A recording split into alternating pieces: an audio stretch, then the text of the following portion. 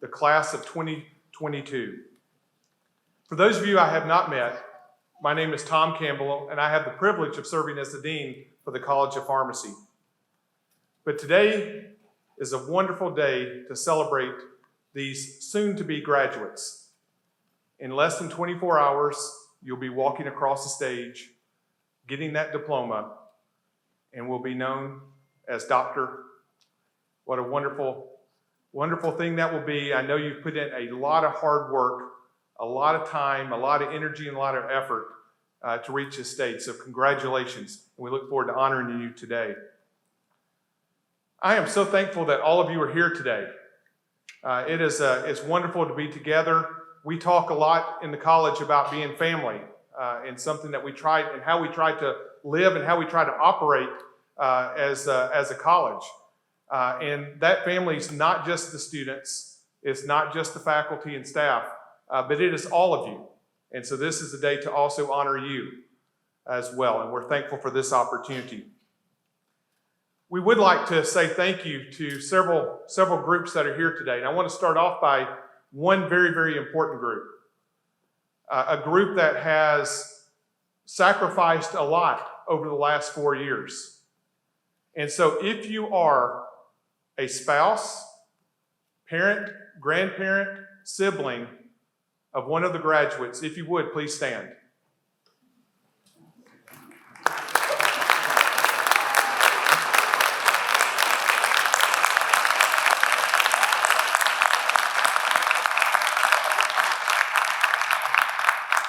Thank you so much.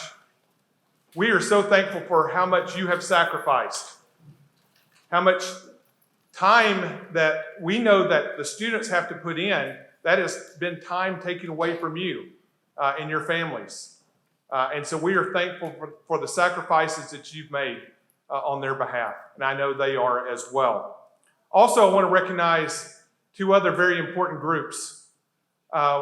We are very blessed in this college to have one of the most outstanding groups of faculty and staff of any college across the country.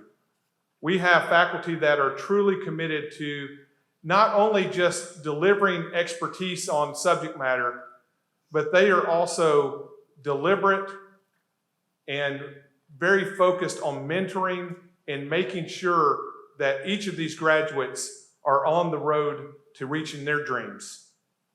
And so at this time, it's an honor and privilege to be able to recognize. I know a lot of our staff members are out and about because they're all doing jobs during this, but if you are a faculty member or a staff member, a faculty are over here, would you please rise?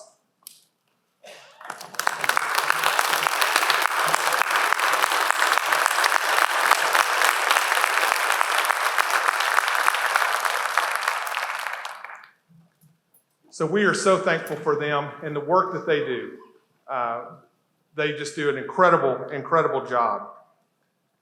Now back to the ones that we're here to honor, to the graduating class.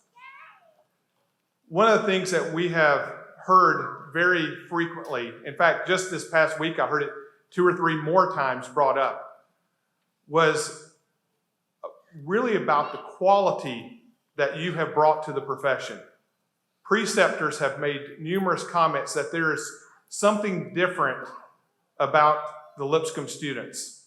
There's something different about how they go about doing their business, that they're focused, that they know why they are there on that rotation, and that they are seeking to do the absolute most they can to improve patient outcomes.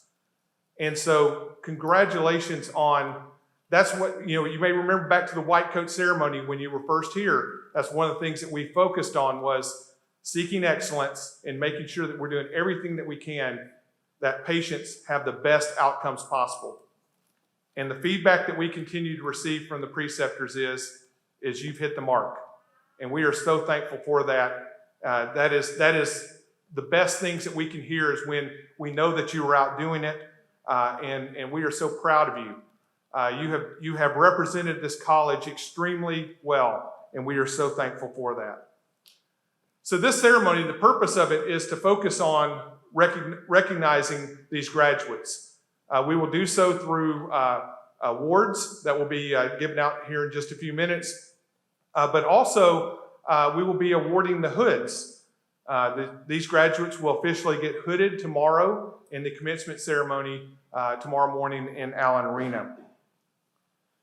At this time, I want to introduce the Vice Provost for Health Affairs. Dr. Quincy Birdsong is with us to say a few remarks and deliver our opening prayer.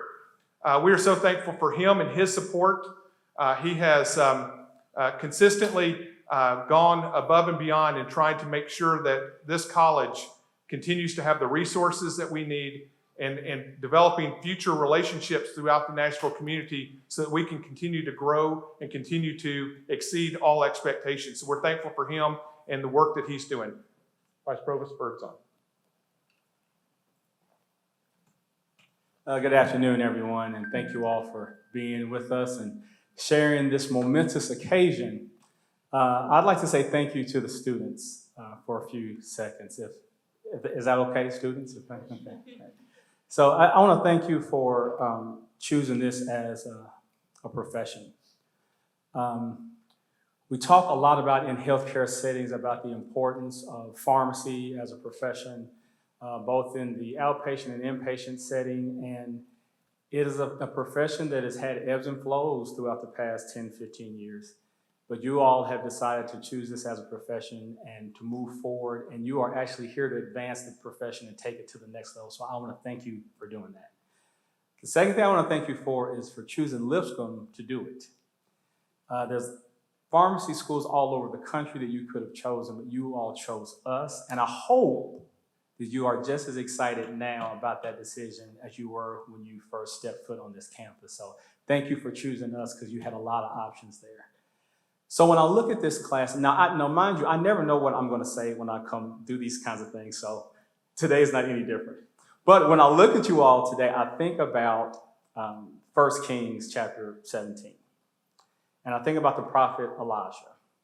So the prophet Elijah, as he was going heads up against King Ahab, he said, there's going to be a drought over all the land.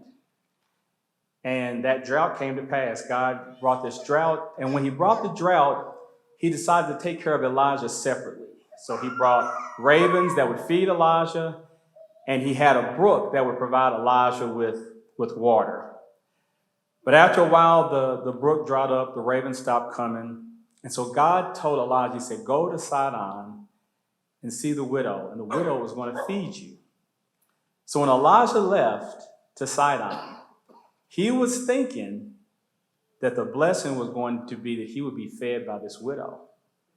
But by the time he ended his time with this widow, he ended up saving the widow's son's life. Now, what does that have to do with you all? Well, when you all got here to Lipscomb, you all were thinking about everything that you were going to get from these faculty, from this staff, from all the people that were going to feed you with everything you need to be a pharmacist. But what you all quickly realized by the time you got to this point, you realized that the truer blessing is in your ability to serve. You've seen that in the rotations that you're doing. You've seen that in how the healthcare profession is just calling you all to greatness and to excellence. And you all are ready. You all are prepared. You all are equipped to go out there and do great things in this profession. And I cannot be more proud of you. You kind of getting choked up. But yeah, you all are ready, and I'm happy for you all. The faculty have invested in you all. Your leadership has invested in you all. You all are ready to do great things, and I'm looking forward to what you all are going to do next. So with that being said, if you would bow with me as I invoke the presence of God into this ceremony. Eternal and righteous Heavenly Father, we just come to you at this time just thanking you for being God and thanking you for allowing us the privilege of being called your children. We thank you for your sovereignty and your power and your love. And we thank you for your kingdom, and we acknowledge you as King. We acknowledge your will as paramount in our lives. We fully acknowledge, God, that you have made this day, and we embrace our responsibility, and we bask in the glory of being able to rejoice and be glad in it. We thank you for Lipscomb University, and we thank you for just cradling Lipscomb in your bosom all these many years. We thank you for the College of Pharmacy, and we thank you for what it's doing for the pharmaceutical industry and for healthcare as a whole. We thank you for being with Dean Campbell, his team. We thank you for being with all the faculty and staff that toil and labor here each and every day so that pharmacy at Lipscomb University is done in an excellent manner. We thank you right now for the students. We thank you for being with them as they matriculated through this program. We thank you for covering them. We thank you for protecting them. And now we thank you for what you are getting ready to do in their lives as pharmacists. We thank you for the covering that you're getting ready to put on their lives, and we thank you for the callings that you have placed in each and every one of their hearts. We ask that you would be with them as they come and go, and we ask that you would guide their attitude. We ask that you would guide their thinking. We ask that you would guide their decision making, and we ask that you would give them the fortitude and the foundation to do those things that are pleasing and acceptable in your sight, and most importantly, bring you glory, bring you honor, and bring you praise. We thank you for just being with us, and we thank you for just invoking your privilege and your presence in this ceremony on today. We love you, we adore you. We ask this prayer in the name of Jesus, the one who walked the boisterous waters, whose voice calmed the raging sea. We thank you for his example of love. We thank you for his example of grace, and we thank you so much for his example of sacrifice. It's in his name that we give this prayer forever and ever. Let every heart that agrees say, amen.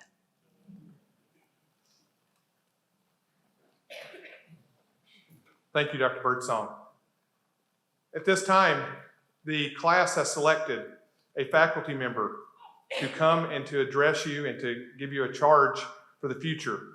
And it is my pleasure to be able to introduce Dr. Justin Kirby. He is an assistant professor. He also directs our community pharmacy residency programs. Aside from being a faculty member, he has dual citizenship here. He's also an alum. He was in the class of 2015, if I remember correctly, 2015. And so we're so proud of him. He's done outstanding work. And at this time, I'd like to ask him to come forward to deliver the faculty charge.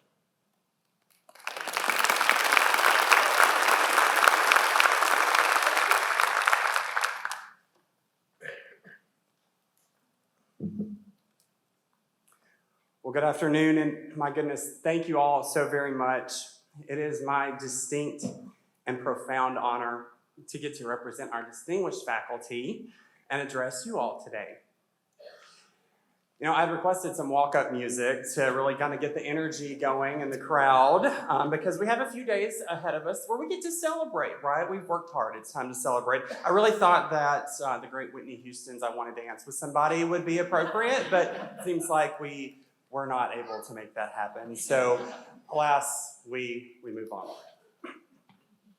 I also want to echo the Dean's remarks and offer a very special welcome to all of our guests who are joining us today, either in person here at Lipscomb or virtually via the live stream. We certainly hope that you will enjoy this monumental day. Anyone you see here today who is wearing this regalia will tell you that it takes a village to complete pharmacy school. Friends, family members, support systems of all shapes, sizes, and flavors. And like the Dean said, we talk about family here quite a lot at Lipscomb, don't we? And I'm not gonna let this moment pass without talking about it again. And just like he said, we want you to know that we consider you to be part of our family as well. I know that the men and the women who are sitting down here in the front are grateful for your support over the past several years, whether that was financial, emotional, spiritual, or in whatever capacity that it could have been. So therefore, I also want to extend my thanks to you, our support systems that mean the world to us. I want to thank you for what you have done for our students who, well, are not students anymore. In 2012, there was a gathering in this same auditorium for this exact same purpose. The only difference was on that day, it was happening for the inaugural time. Lipscomb University was minting doctors of pharmacy for the very first time. Seems like just yesterday. And I think that a few people in this room would really agree with me. Right, Dr. Crouch? Dean Davis? Dean Campbell?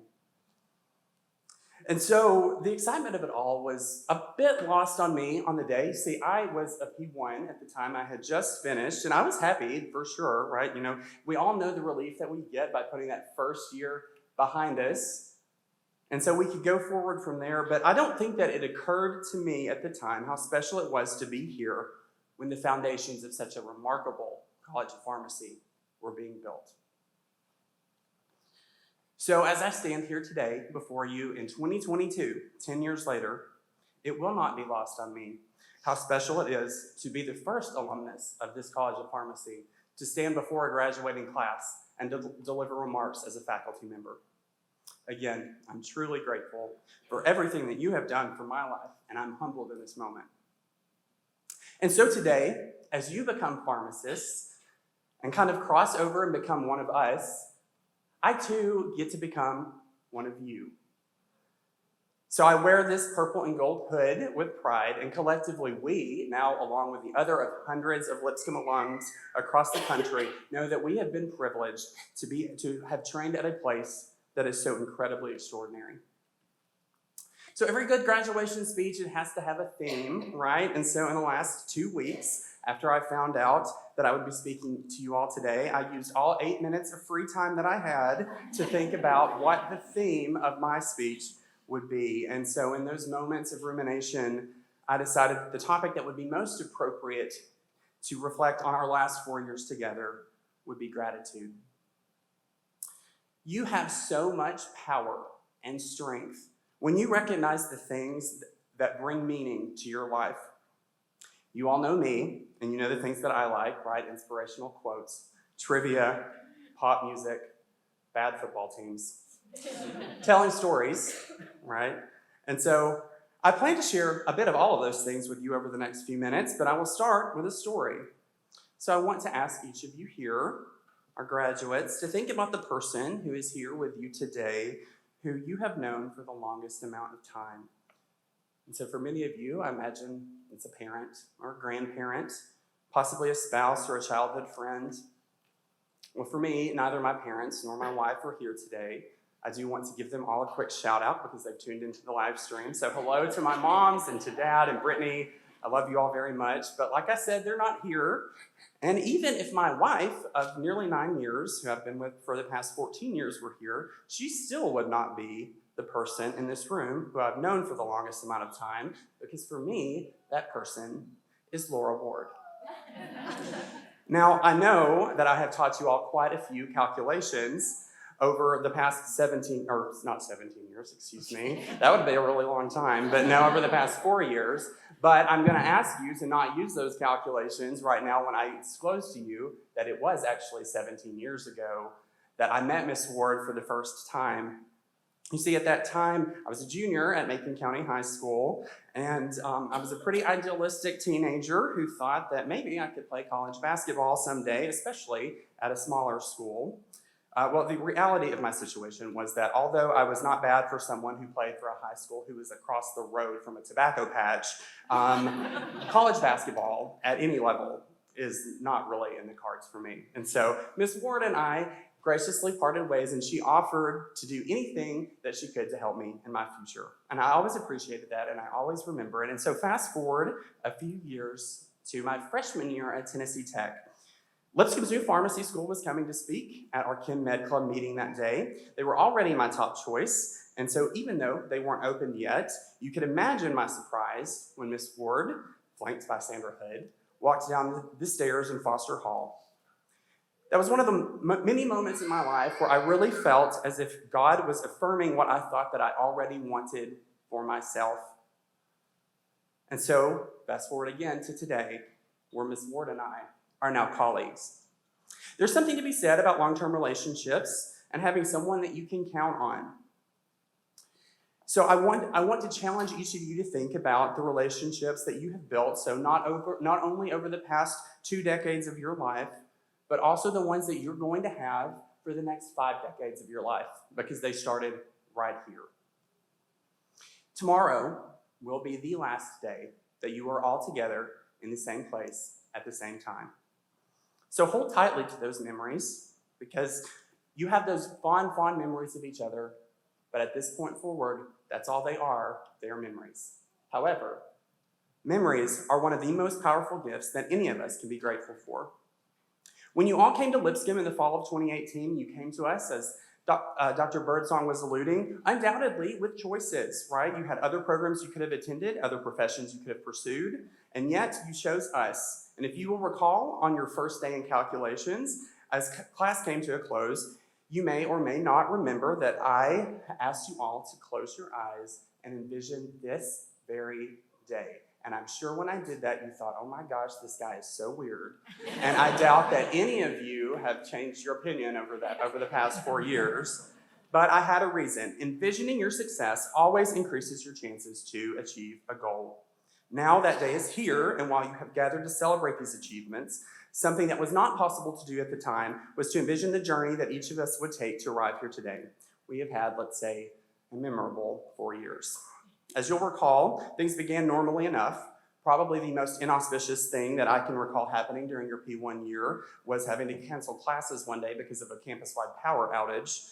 I also put a cherry on top of that and canceled classes the next week because I wanted to go see Lipscomb's basketball team play in the NIT finals in New York City. During that year, some of you joined organizations, you ran for offices, you decided if you were going to pursue a dual degree, and you began making friendships that are going to span the rest of your lives. I don't really think that any of us could have been prepared for the upheaval that we would all face during the spring of your P2 year. We all have days throughout the course of our lives that are indelible in our minds, and 2 such days stand out to me from that spring, and they both occurred within a 10-day period of one another. The first of those days was March the 2nd, 2020. Dr. Crouch, Dr. Lauren Webb, and myself, we had more or less made ourselves sick over a decision that we had arrived at. It was a decision that affected some of you in this room today and students across the entire university, and that's that we would not be going on our planned spring break mission trip to Honduras to serve the clinic that we partner with Belmont in at Holiness. Due to an emerging global health threat, we could not, with all the uncertainty swirling, put your safety at risk. We were devastated, and by the time that we had gathered all 18 students who were planning to go with us at 5 p.m. on March the 2nd that day, we realized that you too were devastated. Later that evening, I left there. I needed a pick-me-up, and I was very glad that we were having one of my favorite events of the entire school year, which is APHAs around the world. So we went there, and students were able to showcase their cultures, their foods that they have from their countries of national origin. It's an exciting time to be together. It's one of the most fulfilling events that we do. I left there with the pick-me-ups that I needed. And so I went home that evening, and I had long been asleep when at about 12:30 a.m., my wife woke me up and very calmly, but very seriously said, "Justin, there's a storm." And so, of course, as we will all remember, there was an F3 tornado that was ripping through our city, seemingly out of nowhere, doing over $1 billion of damage to various neighborhoods in Nashville before moving on to Mount Juliet, Lebanon, Carthage, and ultimately doing the gravest destruction in Cookeville, my wife's hometown. It's a day I'll never forget. So the next notorious day was Wednesday of the following week, March 11th. There was an article written about that day that was published in the New York Times last year, and it's called March 11th, 2020, the day that the world changed forever. I was actually sitting at Bridgestone Arena that night for the SEC basketball tournament, but no one in attendance was paying attention to the games. It seemed like everyone was looking at their phones as news continued to develop about a spree of event cancellations due to what was now a global pandemic, and it now had a name that we will not soon enough forget. There were only 2 days remaining in that week before spring break. Of course, 2 days before we would have left for Honduras, you'll recall. I came to work the next day pretty sure that we were going home for the break and we would not be returning for the rest of the school year. And unfortunately, my hunch was correct, and I'm certain each of you have your own memories of that time of mass uncertainty, and we know the fallout that followed, virtual learning, Zoom University. But what we have seen from our entire student body over the past 2 years are efforts that I would describe as nothing short of heroic. your determination to reach your educational goals, while many of you have continued working and caring for patients under the most challenging circumstances. So for those Herculean efforts, again, I'm grateful. Later that summer, during 2020, still very much dealing with the pandemic, we all witnessed one of the most horrific scenes imaginable with the brutal killing of George Floyd, an unarmed black man who was living in Minneapolis. No one was immune from the societal unrest and tension in the days and the weeks to come, us included. And it was you, our students, who were brave enough to use your voices and say to us, Lipscomb, we need you to do a better job at making this community one that not only protects and includes people of color, but also celebrates them. While it is never easy to hear harsh criticisms, and while we still have a tremendous journey to take ahead of us in the areas of diversity and equity, inclusion and justice, you pushing us has made us a better place, a place where we acknowledge that all lives cannot matter equally until Black lives matter equally. And so for that, I'm grateful. What a privilege it is to have such a diverse student population. I'm grateful not only for the improved patient care that will be seen in the communities that you will serve, but also for your courage to speak your truth in a critical moment in our country's history. Your truth is your power, and it is the collection of each individual here and all of your unique backgrounds and stories that make Lipscomb University's College of Pharmacy such a remarkable place. Speaking of it being a remarkable place, we talk so much about all of the great things that you will accomplish and the lives that you will impact now that you're going to be practicing pharmacists. But I will not let this moment pass without acknowledging one amazing feat you have already accomplished. And that would be the thousands of lives that you have already saved while participating in one of the most massive and ongoing immunization efforts in history. During times of reduced classroom capacity, wearing masks, social distancing, and some of you continuing in an all-virtual format during your third year, you all pushed forward together, even if you were not physically in the same location, and you spent time not in the classroom by protecting our community and ultimately leading us to where we are today, able to gather in a reasonably safe manner and celebrate your achievements. So when Dr. Rosa asked me in the summer of 2019 if I could be her co-sponsor for APHA and specifically focus on policy and Operation Immunization, I did not know what I was signing up for. I had no idea to know that we would be giving over the next 2 years upwards of 50,000 vaccines, none of which could have been done without you. So take a moment to think about the additional birthdays and anniversaries, graduations attended, holiday dinners eaten together, families who could enjoy more time together because of those efforts that you put forth. I'm so grateful for you. To top all of that, 6 short weeks ago, Dr. Rose and I were sitting with the 15 or so other students in attendance at the American Pharmacists Association meeting in San Antonio. Awards were being given out, and as the Operation Immunization Award came up to be called out, I'm not gonna lie, I was hopeful, right? I was hopeful, but then we heard the first runner-up be announced. It was the University of Southern California College of Pharmacy, and they talked about how they had done vaccine events at the Rose Bowl and how they had vaccinated the Los Angeles Dodgers. And so at that point, I looked over at Dr. Uroza, and while I did not say anything with my mouth, my look was meant to communicate, Sarah, it was a great effort, but we're not beating that. Of course, you all know the rest of the story. Moments later, the national award winner was announced, and it was Lipscomb University. So of course we won some other awards that weekend too, namely National Chapter of the Year for our division, and then some other award that I'm sure Kennedy would be happy to tell you about. You know, it's okay. You were getting engaged that day. You were right to be distracted. So I would expect you to be distracted, but my point is, don't minimize the impact that you've had. I sat there that day myself and I did it. Don't do it to yourselves. Again, I'm grateful for your servant hearts, because ultimately the awards are nice, right? But it's about the lives that you've impacted and will continue to impact for years to come. And then one final milestone that we celebrated during your time was here at Lipscomb, was in the inauguration of our university's first female president, Dr. Candice Mcqueen. That is such a parallel to our profession because, as many of you may or may not know, only 8% of pharmacists in the 1960s were women. And today, that number is 55%. So ladies, there's a good chance that the future leadership of our profession is in your hands. And I know that you will rise to the moment and be prepared for it when it arrives for you. I would be remiss to not take just a short moment to acknowledge my colleagues, the faculty and staff, and administration of this college. The last 2 years working in both education and healthcare have been challenging. The staff here cares about your needs as a student and as a person, and they have done everything that they can and will continue to do everything that they are able to make sure that you have success. The faculty and administration wants you to not only be the most competent pharmacist, but the most compassionate pharmacists who are practicing.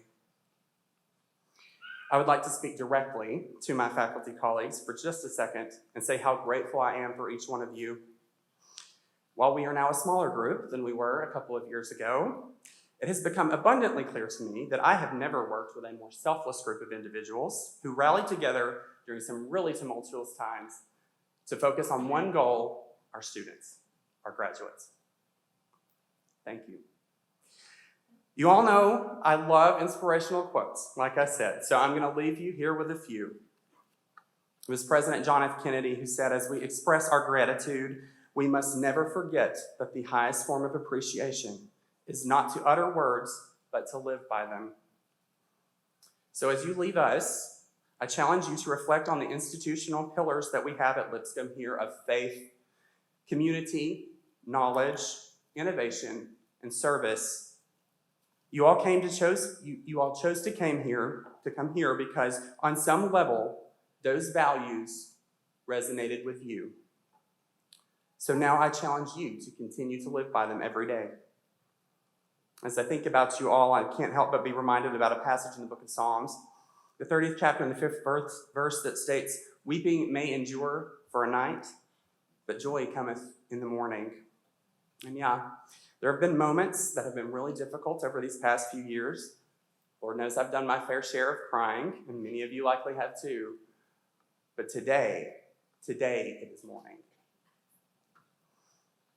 You all know my favorite singer. It's no surprise, right? She's coming up. That's right. The queen herself, Miss Taylor Swift, said in her song, Marjorie, "Never be so kind, you forget to be clever. Never be so clever, you forget to be kind." Remember, your voice is your power. If there is an injustice that you witness, do not be afraid of being impolite. It is your duty to speak up and advocate. The first line in the Oath of the Pharmacist that you all will take very shortly states that our main concerns are the relief of suffering and the welfare of humanity. What a tall order, but what could possibly be more kind than that?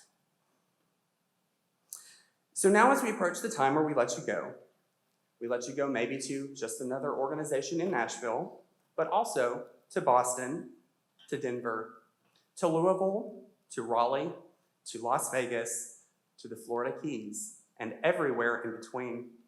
You will go. And so speaking on behalf of my faculty colleagues, please know that as you go, there has been no greater professional honor bestowed upon us than when you entrusted us with your education. Again, I'm grateful. Please know that you will always have a home here, and when you do return, you will now be our alumni, our colleagues, and most importantly, our friends. So quoting the OG queen herself, Miss Dolly Parton, class of 2022, I will always love you. So may God's richest blessings forever be on your lives. Thank you.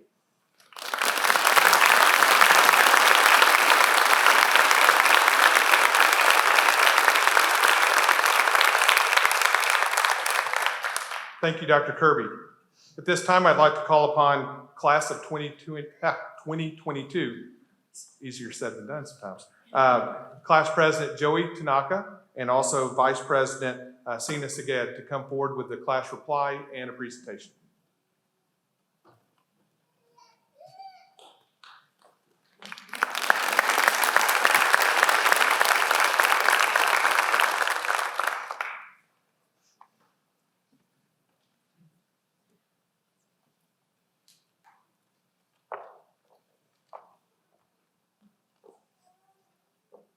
I wasn't nervous about speaking until I found out I had to follow Dr. Kirby.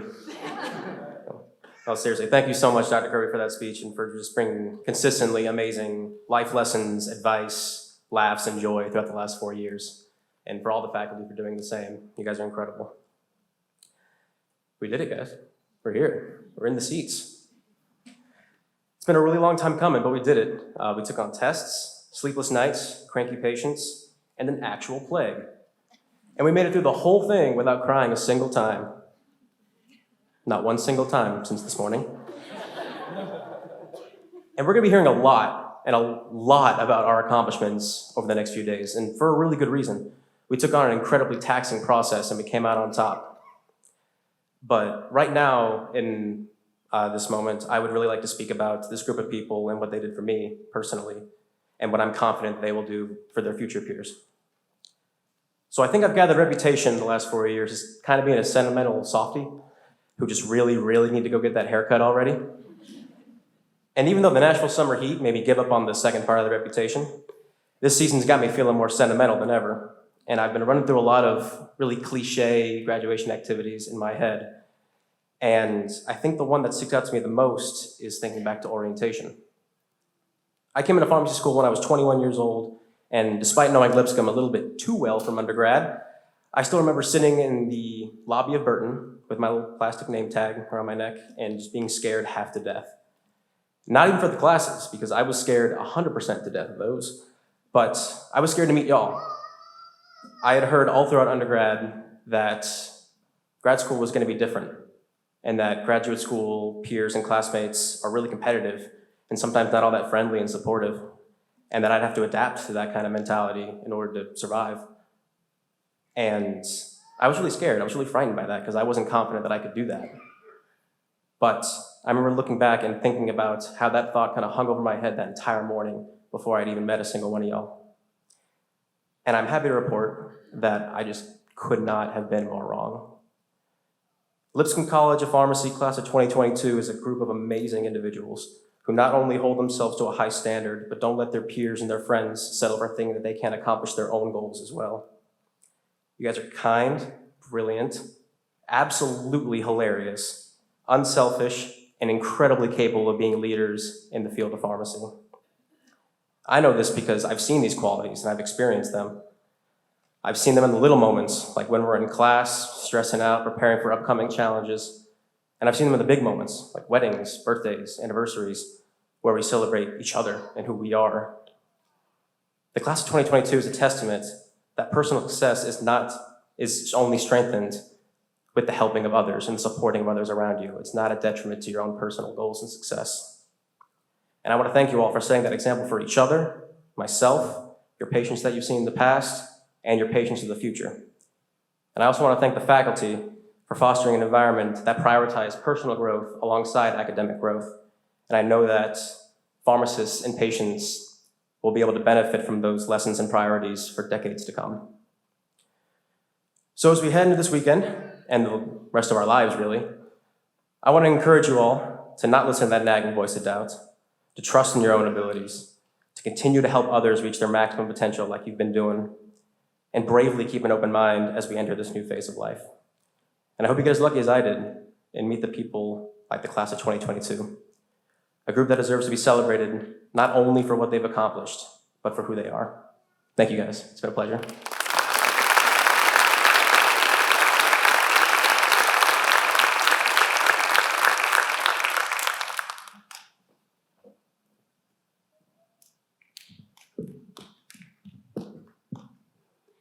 It is traditional for the graduating class to present a gift to the college as a small token of our appreciation and our gratitude. As class vice president, I feel honored to present the class of 2022's gift to the College of Pharmacy. We have chosen to contribute a monetary gift to the Alumni Scholarship Fund. By doing so, the class of 2022 will impact the lives of future student pharmacists who choose to pursue their pharmacy education here at Lipscomb. We feel honored, compelled, devoted, and humbled for the opportunity to do so. I would like to present our gift to Dean Campbell.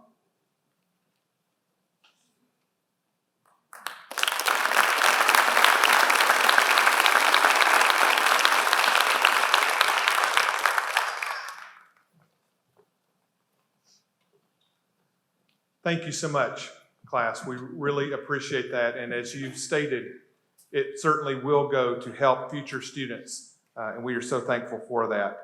At this time, it is my pleasure to be able to introduce our class presidents for the P3 class, P2 class, and P1 class as they honor faculty with the Faculty of the Year Awards. So at this time, Elizabeth Gallagher, P3 class president, Shania Pleasant, P2 vice president, and Destiny Carroll, P1 class president, come forward for these presentations.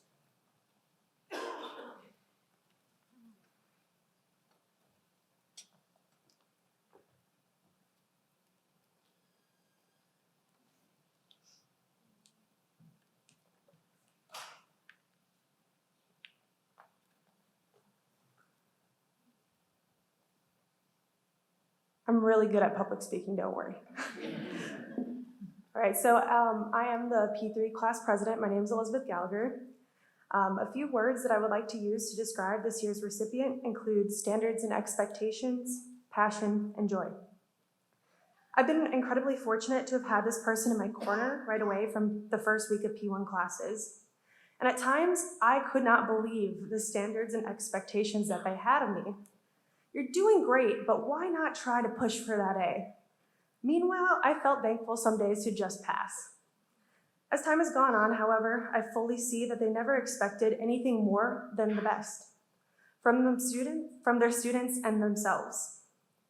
I have pushed myself far beyond my comfort zone this past year. I'm here today public speaking on behalf of my class, and I owe that to them for having us question what we expect of ourselves and ensuring that we give our best always.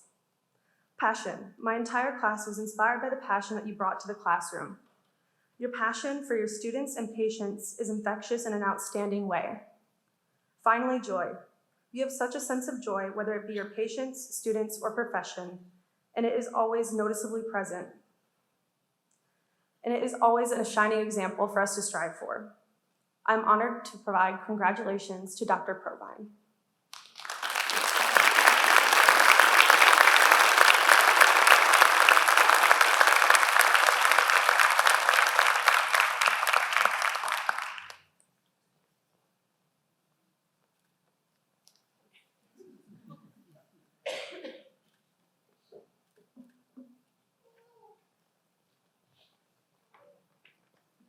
Good afternoon, everyone.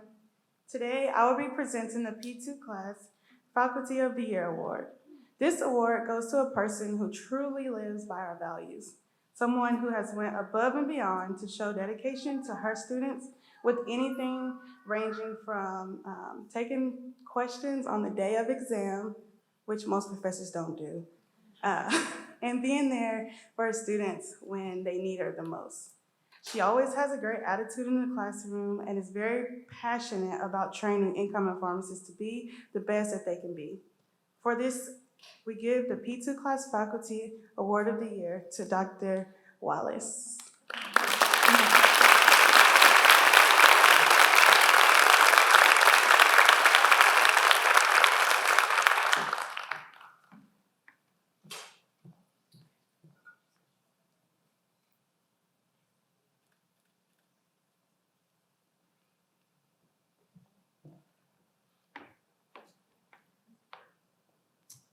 Okay, I'm just a baby P1. I'm Destiny Carroll.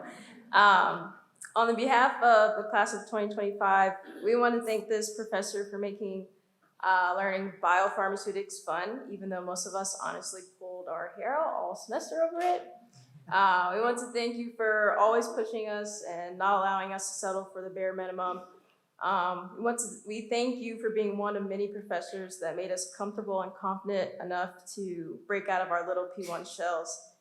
We appreciate everything that you've done for us, and we can't wait to make more embarrassing TikToks with you next year as P2s. This Faculty of the Year award goes to Dr. Akers.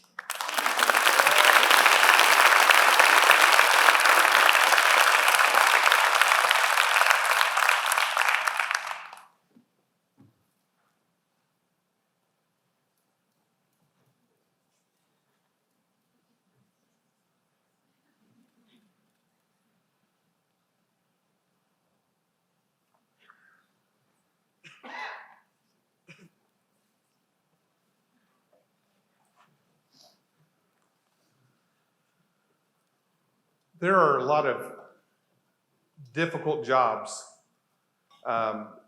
within the College of Pharmacy. I think a lot of people could raise their hand and say, I've got one of the hardest jobs, but especially during a global pandemic, it's hard to imagine a job being more difficult than that of experiential education.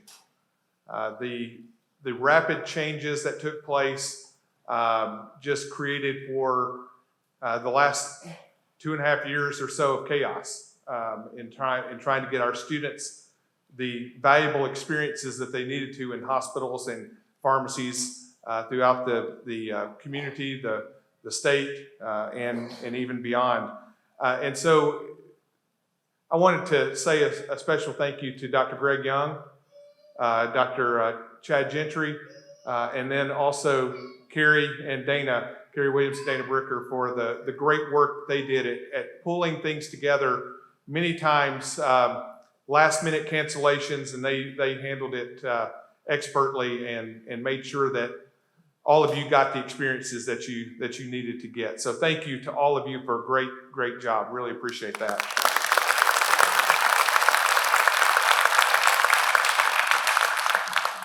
And we're also extremely thankful for preceptors because they make it happen. And we've got some excellent ones that we want to recognize today. So at this time, Dr. Greg Young, our Associate Dean of Experiential Education, will come forward to make these presentations.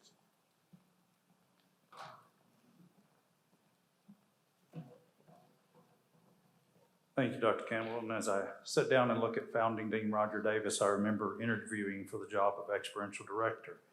Come be our Experiential Director. It'll be fun, he said. Then throw a pandemic in there, and it's like you start rethinking your life choices. You know, I'm reminded of a conversation I had in my very first job as a pharmacist right out of school. I was fortunate enough to have a colleague who really understood my youth and my ignorance and mentored me and encouraged me. And he looked me in the eye and he said, Greg, there are going to be days when you know you've made a difference and you feel so good about yourself. And he said, there's going to be a lot of days where you know you did your best and you made it through and you strived. And then he looked at me and said, but there will be days you want to put a knife between your teeth and run out the door saying, you'll never take me alive. And so I would say that March of 2020 was that moment of poignancy for me. Dr. Kirby, I didn't realize you grew up in such a big town because where I grew up, that tobacco patch was actually the high school football field. But somehow we made it through. Dr. Campbell is correct, and I think our graduating class would echo this.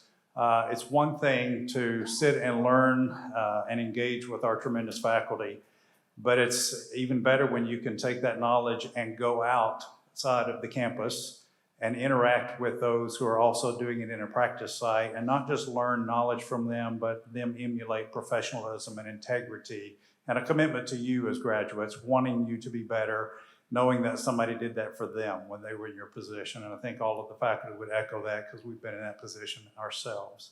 So I'm proud of you for that. I'm proud of you for navigating experiential in a COVID world. And not just that, pharmacy school is hard enough. Many of you have done it as parents, as spouses, caring for family members on top of pharmacy school. It's a tremendous undertaking. After you leave this place, whenever you meet a pharmacist for the first time that you've never known before, there's an instant regard and respect for what they did because you know what you went through, right? So cherish that and pay that forward every chance you get. We are fortunate enough to have in the Middle Tennessee area such a tremendous group of pharmacists that are willing to partner with our college. Experiential education is comprised of a minimum of 30% of the four-year curriculum. We could not complete the curriculum without pharmacists partnering with us. from all walks of life. So today we're going to honor 4 individuals. We have 2 components of experiential education. The first through the 3rd year students do what's known as introductory pharmacy practice experiences. And then you've just completed your 4th year of advanced pharmacy practice experiences, which has basically been an entire year of 1 month-long internships, basically like having a job, isn't it? And so each one of you have completed over 1,920 hours. That's just through the college. That's not to mention internships and everything else, paid internships and stuff that you've done, caring for families, studying, all of that. I don't even want to know how many miles you've logged. Unfortunately, we don't get frequent flyer miles on the road, do we? So we're going to honor 2 advanced pharmacy practice experience preceptors. We'll honor 2 introductory pharmacy practice experience preceptors. So our first recipient graduated with her Doctor of Pharmacy degree from the University of Tennessee College of Pharmacy in 2007. She continued her education with a postgraduate residency at Blunt Memorial Hospital in Maryville, Tennessee. After finishing a residency, she joined Wilson Pharmacy in Johnson City, where she directed a community pharmacy program, created an anticoagulation service, developed programming for diabetic patients and other ambulatory disease programs within the community, and created a travel vaccine clinic.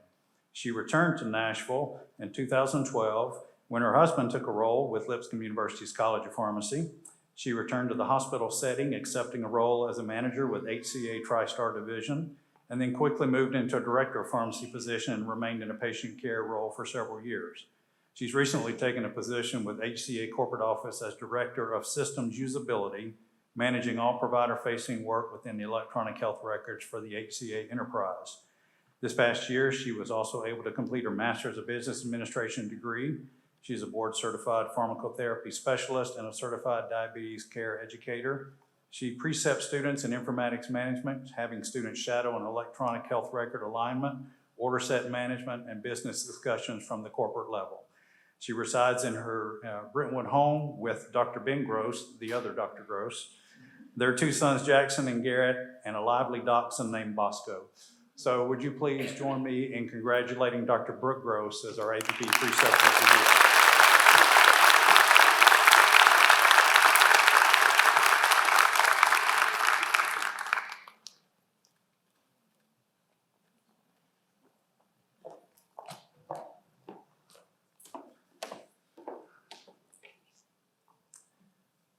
Our next recipient is for a Faculty APPE Preceptor of the Year award.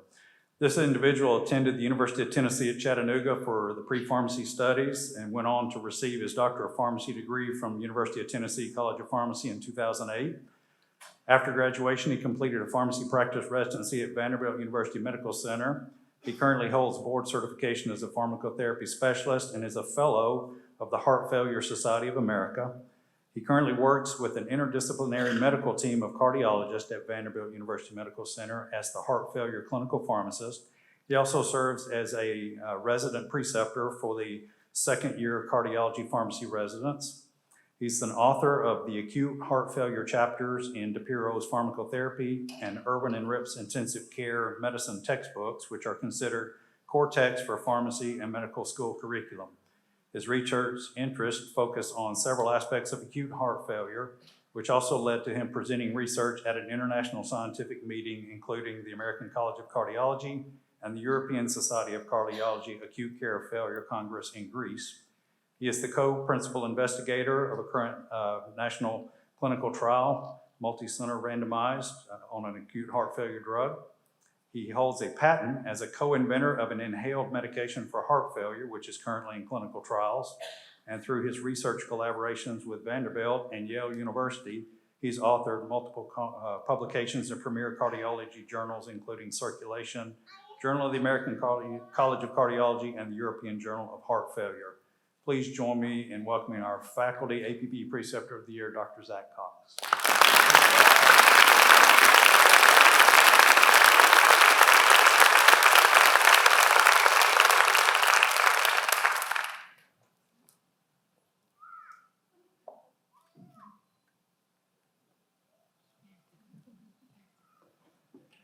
And now to our Introductory Pharmacy Practice Preceptors of the Year. This first individual completed undergraduate studies at Florida International University in Miami, Then came to Lipscomb University College of Pharmacy, where he received his Doctor of Pharmacy degree in 2017.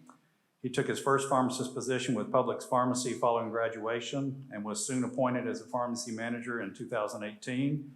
He went on to receive corporate recognition by Publix for excellence in customer service, pharmacy operations efficiency, and pharmacy practice advocacy across the state of Tennessee.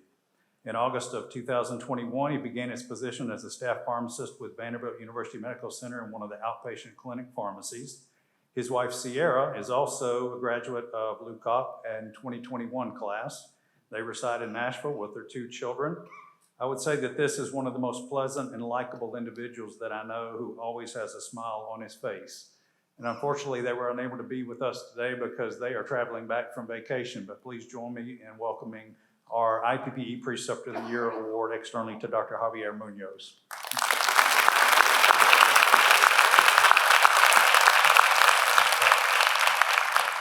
And last but certainly not least, our Faculty IPPE Preceptor of the Year Award goes to an individual who completed his Bachelor of Science degree in Biology and Accounting from Lipscomb in 2001. He went on to receive his Doctor of Pharmacy degree from the University of Tennessee College of Pharmacy in 2006, and then began his pharmacy career working for Walgreens. Joined the faculty soon after that, and he went on to complete a community pharmacy residency with the University of Tennessee at Reeves Sane Drugstore in Murfreesboro in 2010. His practice background includes chain and independent pharmacy with an emphasis on compounding, immunizations, and medication therapy management. In 2009, he was recognized by APHA through their one-to-one patient counseling program. He's held numerous leadership positions with local and state professional organizations. He currently serves as treasurer for the Tennessee Pharmacists Association. His intellectual pursuits are on the use of healthcare and simulation as an active learning methodology. And he's gone on to receive his Master of Science in Medical and Healthcare Simulations through Drexel University College of Medicine in 2018. And he's using that expertise in the college today. Outside of work, he loves watching Marvel movies, loves fly fishing on the Caney Fork River. We got to get together. Spends much of his time with his 3 kids, practices and games where he can be found coaching. He is married to a pharmacist, Dr. Donna Torr, who's a pharmacist with Vanderbilt University Medical Center's Investigational Drug Services. Please join me in welcoming our IPPE Faculty Preceptor of the Year, Dr. Jimmy Torr.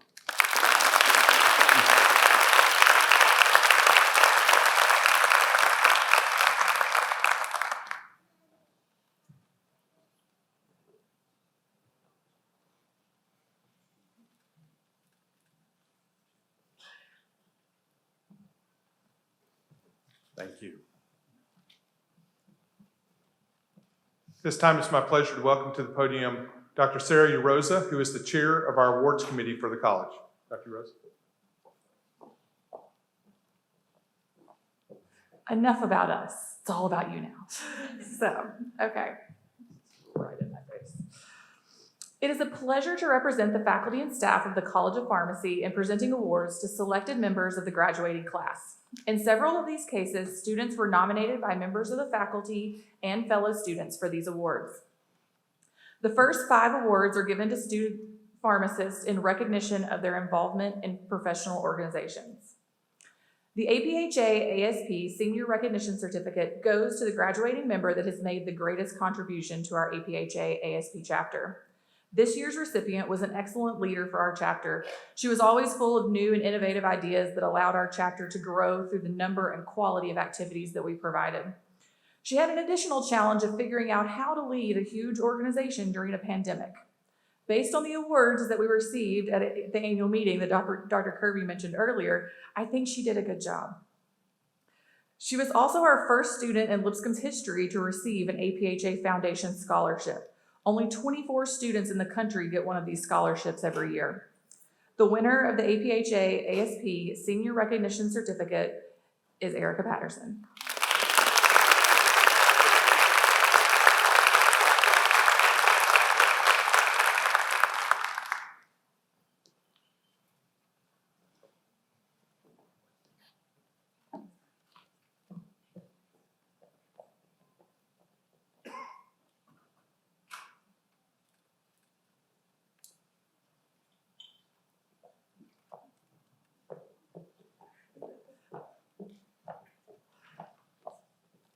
The next award is the Asclepius Key, presented to a member of our pharmacy fraternity, Kappa Psi. In Greek mythology, Asclepios was the god of medicine.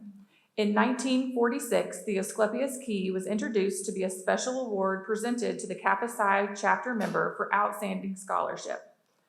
This award is voted upon by the chapter and presented to the Kappa Psi member who is among the top performers academically in his or her class and has shown superior leadership in the Kappa Psi fraternity. This recipient served on the Kappa Psi executive committee during her 3rd year and has made a lasting impression.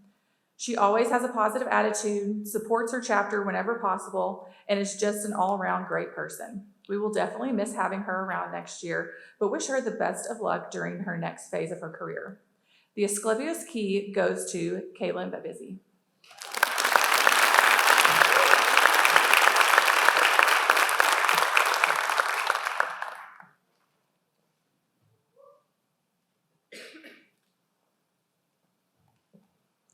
The Phi Delta Chi Altirum Alterius Auxilio Eget Award is being given to a graduating brother who has made the most significant contribution to the Gamma Omega chapter, as determined by the chapter's brothers. The award is titled after the fraternity's motto and translates to, "Each needs the help of the other."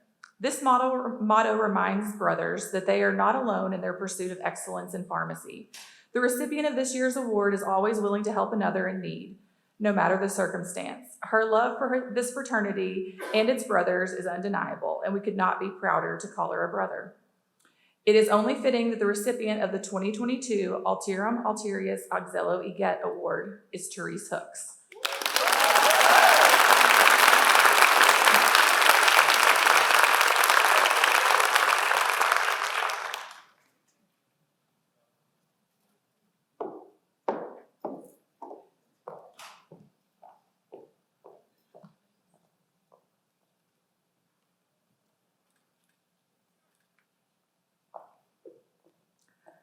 Phi Lambda Sigma is also known as the Pharmacy Leadership Society and strives to promote the development of leadership qualities and honor leaders in the profession. The Phi Lambda Sigma Chapter Member of the Year Award goes to an outstanding PLS member based on their contributions to the pharmacy leadership within the chapter. This award is selected by a vote of PLS chapter members and the PLS advisor. The recipient of this award served as the PLS Community Service Chair as a P3, elevating the chapter's service commitment by setting a new standard for 2 community outreach projects each year to cultivate servant leadership within our chapter, within partnerships within organizations such as Operation Stand Down, which helps homeless veterans. She was an easy choice for being elected as the PLS president the following year.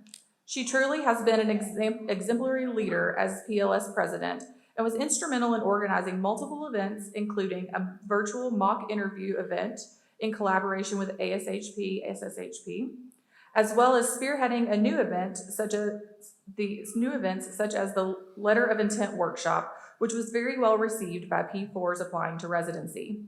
This individual has demonstrated a strong passion for the career of pharmacy and advancing PLS Delta Alpha chapter at Lipscomb at both the local and regional level. She is highly respected among her peers in this organization and is very clear she is the most deserving of this award. This year's Phi Lambda Sigma Chapter Member of the Year is Lindsay Brent.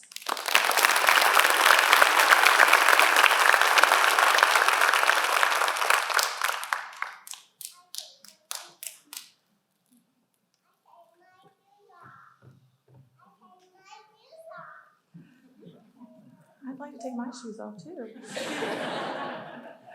The ASHP SSHP Leadership Recognition Award is awarded to the P4 student who served the chapter in an exemplary way throughout their time at Lipscomb. Maybe it seems like a lifetime.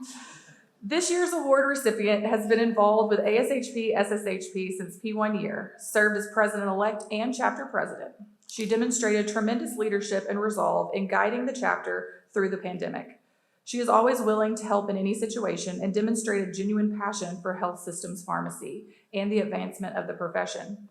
The chapter is stronger and more cohesive because of the work that she did.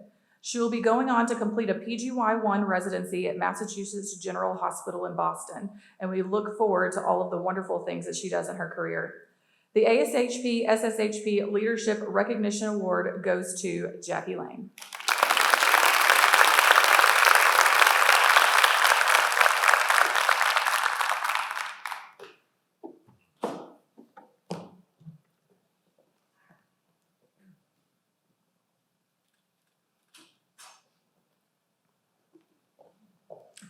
The next group of awards honors students for the academic excellence throughout pharmacy school. The first 3 awards are presented by the Pharmacy Practice Department. To present these awards, please welcome Dr. Ben Gross.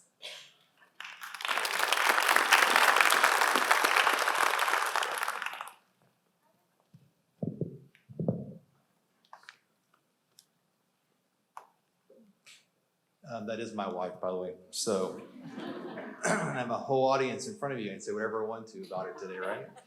I've told you for years she's much smarter than me, guys. So there's the proof. All right. I'll be quiet now because I'm embarrassing her. So I'm going to present the next 3 awards. The first award being the Academic Excellence in Social Administrative Sciences. This award goes to a student that displays an interest in pharmacy administration and excelled in administrative science courses such as healthcare delivery, pharmacoeconomics, and pharmacy law and ethics. The recipient of the Academic Excellence in Social Administrative Science Award goes to Emily Golden.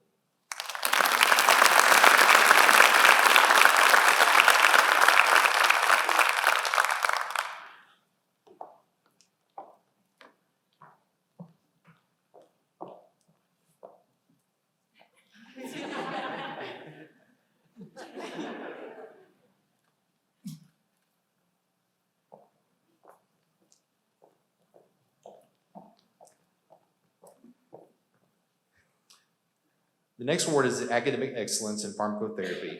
This award goes to a graduate that displays an interest in the area of pharmacotherapy and excelled academically in all 6 pharmacotherapy courses and the applied pharmacotherapy courses.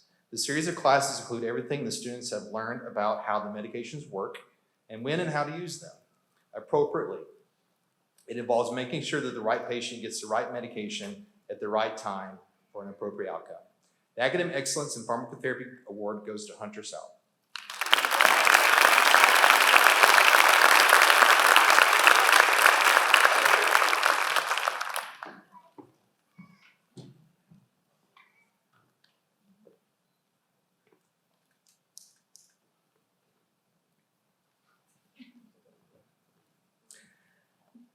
The Excellence in Pharmacy Practice Award honors a student that excels in the clinical areas of pharmacy practice demonstrated during the P4 year. Advanced pharmacy practice experienced preceptors were asked to nominate recipients for this award.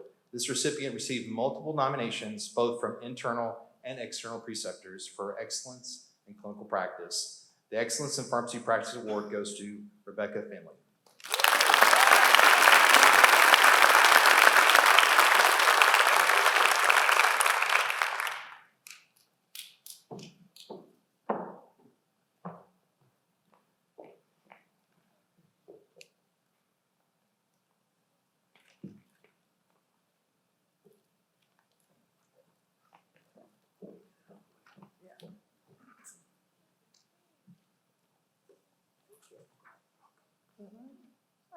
I'll wing it. The next group of awards is presented by the Pharmaceutical Science Department. So please welcome Dr. Scott Akers and Dr. Rachel Crouch.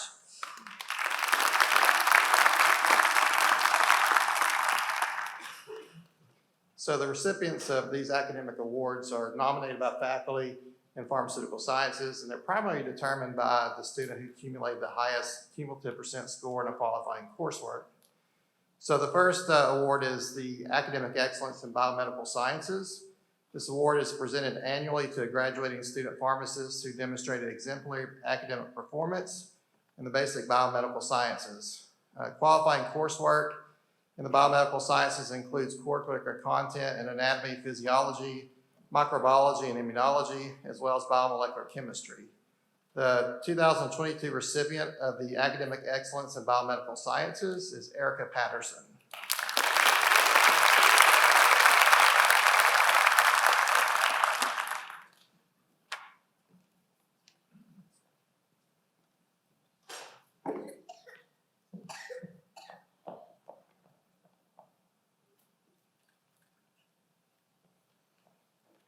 Our next award is Academic Excellence in Pharmacology. This award is presented annually to graduating student pharmacists who demonstrated exemplary academic performance in pharmacology. Qualifying coursework in pharmacology includes the application of basic pharmacodynamic principles necessary for understanding the rational use of drugs in daily practice by mastering core content and drug receptor theory, structure-activity relationship, signal transduction, and the physiologic effects of various classes of drugs. The 2022 recipient of the Academic Excellence in Pharmacology goes to Hunter Sowell.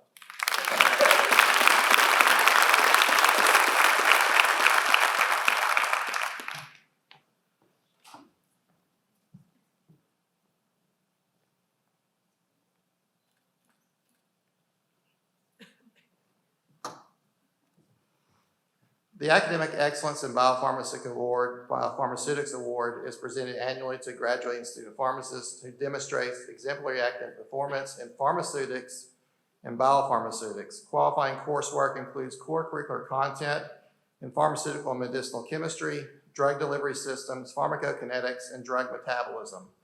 The 2022 recipient of the Academic Excellence in Biopharmaceutics is Rebecca Finley.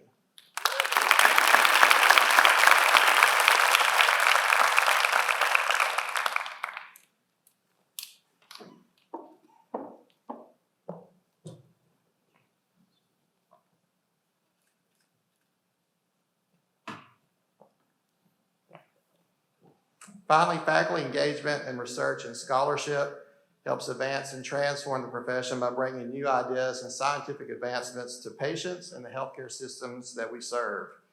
At Lipscomb, student pharmacists play a vital role in advancing the research and scholarship efforts of faculty in a variety of areas and disciplines. Several students in each graduating class participate in research in some capacity throughout their training.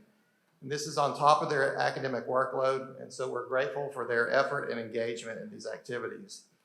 They really help provide the drive and knowledge to execute experiments and generate data for grants, posters, and presentations. Designation as a research scholar within pharmaceutical sciences is awarded to a student who's made a significant contribution to the research and scholarship mission of the college and within a faculty member's research program. Research scholars must have been actively involved in a research project with a faculty member for a minimum of 2 years and whose contribution has led to authorship or co-authorship on an original research manuscript for publication in a peer-reviewed scientific journal. This year, we want to recognize Taylor Thompson as a research scholar in pharmaceutical sciences.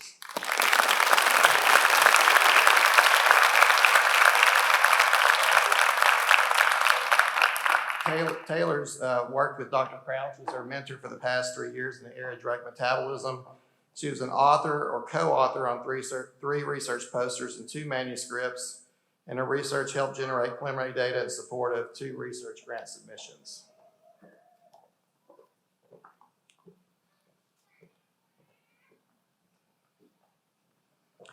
The final academic award is given to students that have maintained a perfect 4.0 GPA throughout all of pharmacy school.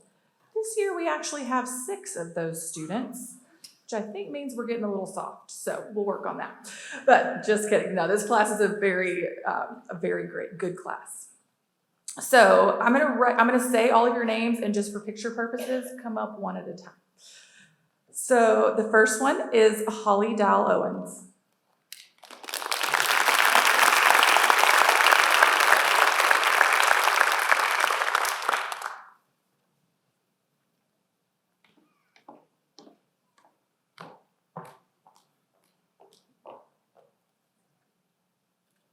Rebecca Finley.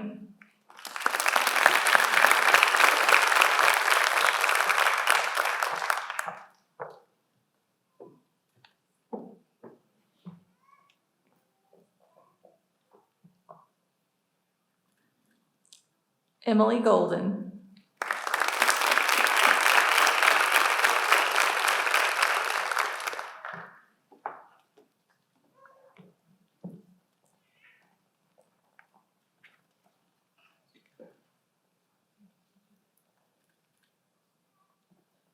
Alex Hassan.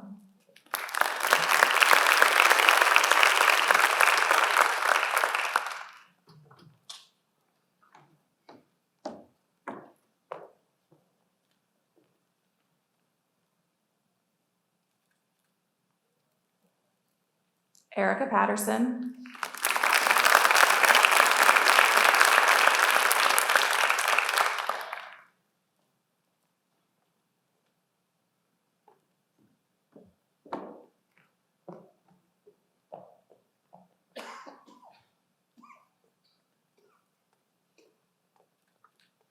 and Hunter Sal.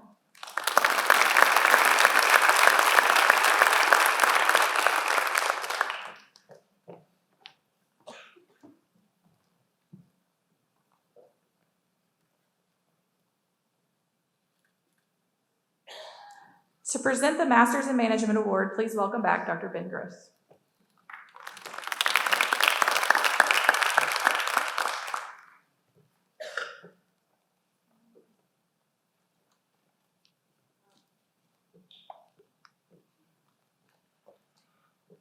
Correction. The Healthcare Informatics Award is first. So please welcome the director of the program, Dr. Beth Breeden.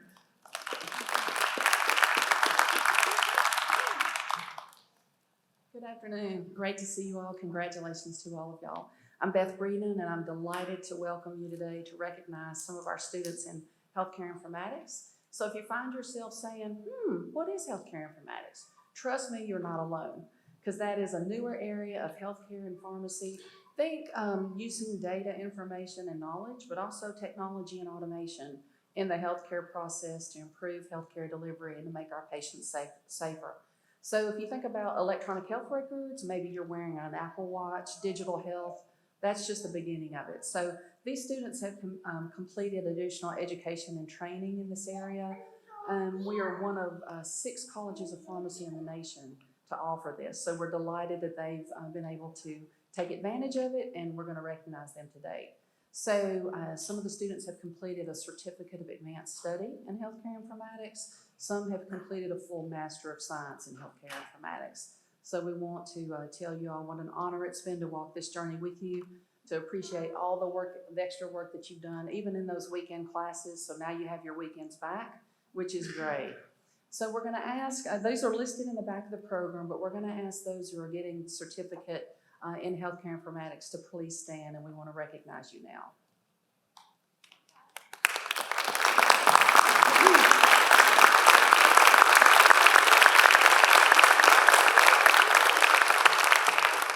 And now we want to recognize those that are completing the Masters of Science in Healthcare Informatics. Please rise.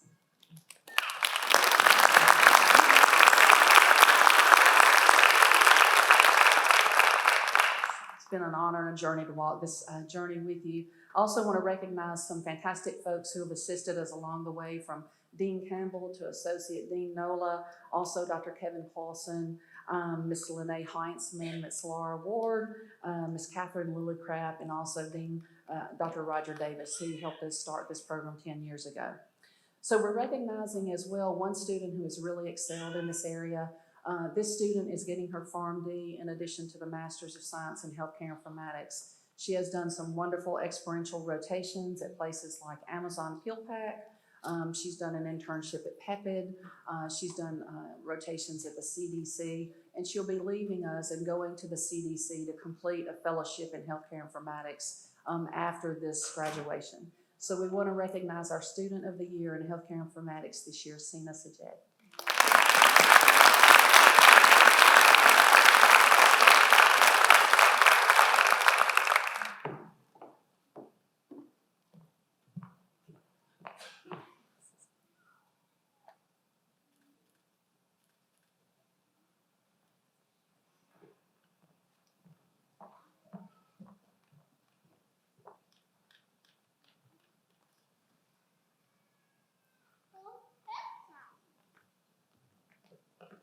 All right, now I'm up. How you guys? I'm going to get an opportunity to recognize our Master's of Management degree. So in addition to getting their PharmD degree, they also had interest in pursuing additional degrees. So that'd be the Master's of Management. These individuals not only had interest in the core aspects of pharmacy, but also leadership and management responsibilities that go along with being a pharmacist. This additional master's degree better prepares our graduates for the workforce, for the residency, and for their career. And I am presenting this today.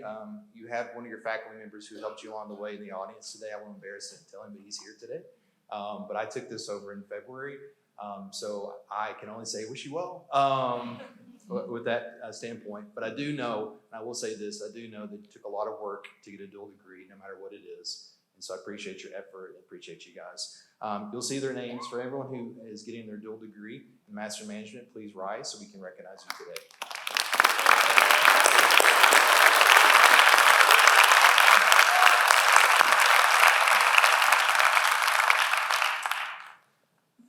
We also have another award today within the Masters of Management program. So I'm going to call one individual to receive the Masters of Management Leadership Award. This person was identified by their peers as someone who would best represent both their profession and their college to the Master of Management degree. And the winner of that is Mustafa Khan.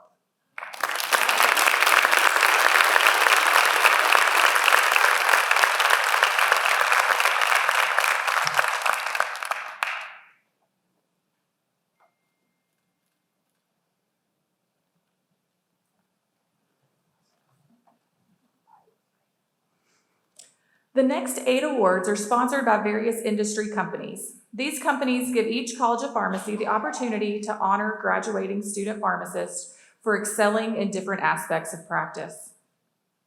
The Facts and Comparisons Award of Excellence in Clinical Communications goes to a student with high academic achievement who has demonstrated superior verbal and written clinical communication skills. The recipient receives a certificate and a 1-year subscription to LexiComp mobile app. It's a really big deal for us nerds. The recipient of this award has excelled in written and oral clinical communication skills, not only in the classroom, but also during her rotations. She has participated in the patient counseling competition, clinical skills competition, and her clinical communication skills really showed during her APPE rotations. Multiple preceptors praised her skills and recommended her for this award. The recipient of the Facts and Comparisons Award of Excellence in Clinical Communications is Rebecca Finley.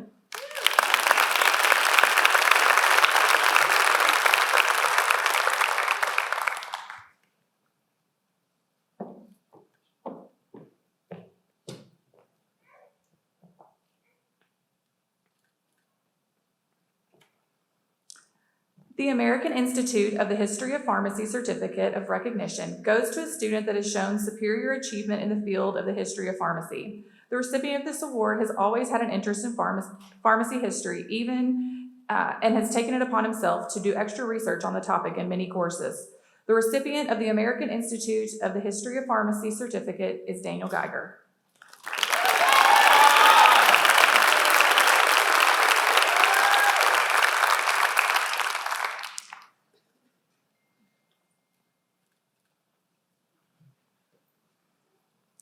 The Royal Society of Chemistry Certificate of Excellence goes to a graduating student for outstanding achievement in the study of chemical science.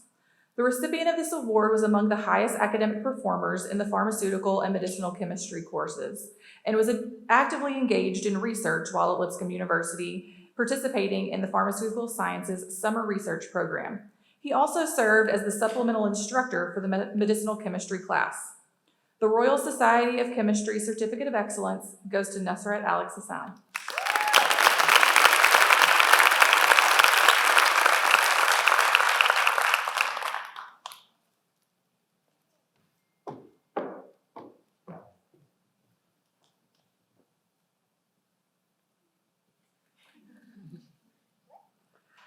The next 2 awards come to us from Merck Pharmaceutical Company. The first is the Merck Pharmacy Advocacy Award. This award is given to a graduating student who is a strong advocate for patients and the profession. This student served as the policy vice president for our APHA chapter, helping students get involved in advocacy on both the state and national levels. Even during the height of social distancing, COVID precautions, this recipient arranged opportunities for student pharmacists to raise awareness of issues surrounding the profession by shooting videos for social media on topics such as PBM reform and provider status. These videos received thousands of views and were shared among pharmacy organizations across the country. She also participated in the Tennessee Pharmacists Association 2021 Virtual Day on the Hill, where she spoke with state lawmakers about the importance of pharmacy benefit manager regulations. We know her patients will be in good hands with the fierce advocate on her side, starting her residency next year. This recipient of the Merck Pharmacy Advocacy Award is Jackie Lang.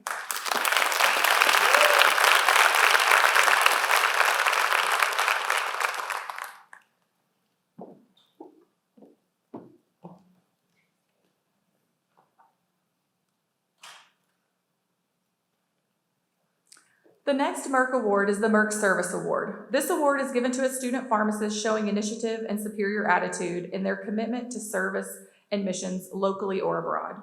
This award recipient has served the college in a variety of leadership positions, both college-wide and as a member of different student organizations. She has distinguished herself as a servant leader who leads with compassion and heart and is an advocate for the underserved. She is loved by everyone, faculty, staff, and students alike. The Merck Service Award goes to Lindsay Brent.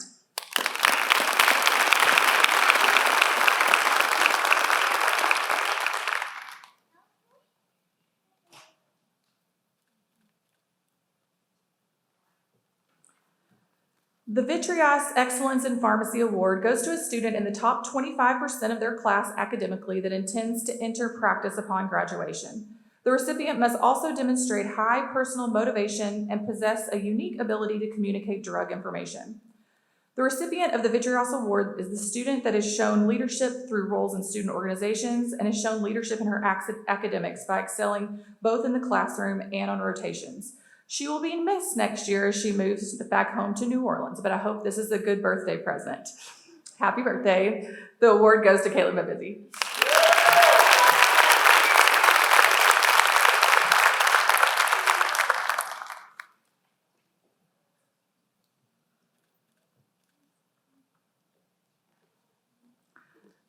You're welcome. The Pharmacist Mutual Leadership Award goes to a student that has shown tremendous leadership throughout their time in the College of Pharmacy. This student pharmacist has proven herself as a leader among her classmates and within the profession. She has served in numerous leadership roles in student organizations and as a class officer.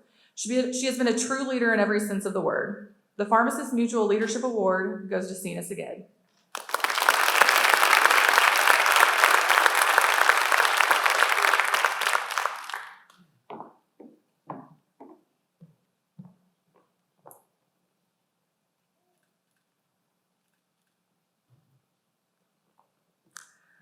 The Pharmacist of the United States Public Health Service established the Excellence of Public Health Pharmacy Award in 2003 to encourage student pharmacists to become active in public health. This annual award recognizes student pharmacists who demonstrate a commitment to public health. We recognize student pharmacists who are active in developing innovative approaches to current public health challenges and those who will help lead our nation to healthier futures. This year, the United States Public Health Service is recognizing 90 pharmacy students across the country for their innovative and impactful efforts to address current public health challenges. And we are honored that one of those is our graduating student. This student is recognized for being an integral part in the local COVID-19 vaccination response by organizing events for underserved patients and creating vaccine follow-up protocols. Based on her work, this year's recipient of the USPHS Excellence in Public Health Pharmacy Award from Lipscomb University College of Pharmacy is Sina Seged.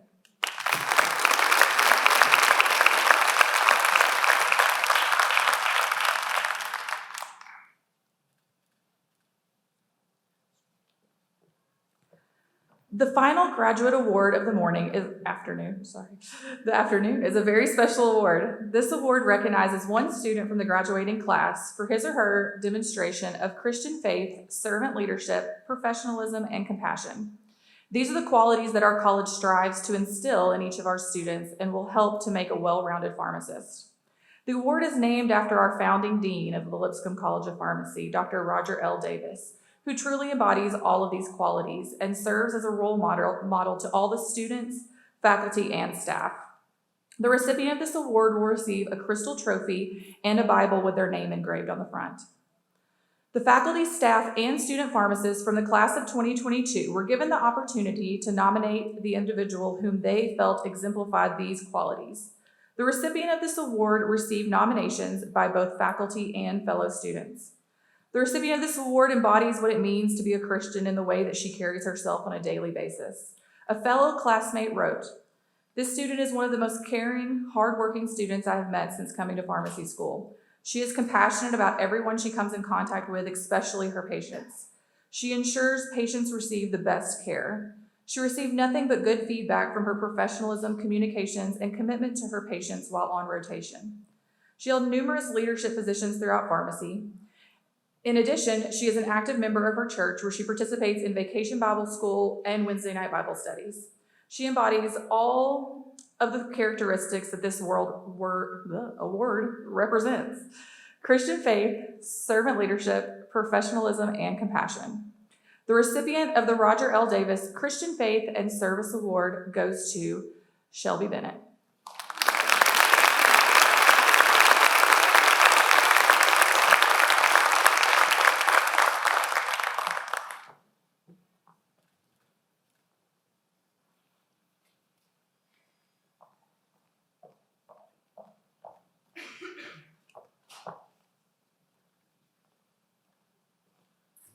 Congratulations to all of those that received awards today. Thank you for the hard work that you put in to earn that award, and very, very proud of each of you. At this time, we get to present the hoods. So I'm going to ask Ms. Laura Ward, our Director of Admissions and Student Affairs, to come to the microphone where she will call out the names, and I will be assisted by Dr. Cam Nola, our Associate Dean of Academic Affairs.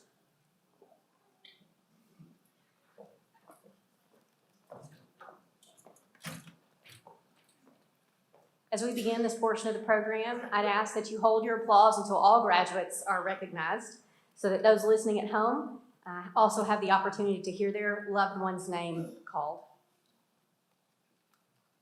Mustafa Alrube.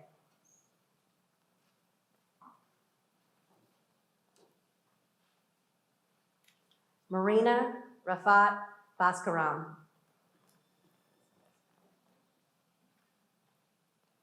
Shelby West Bennett.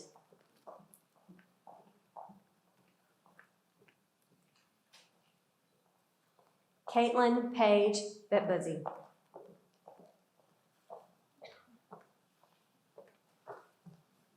Esther Bodie.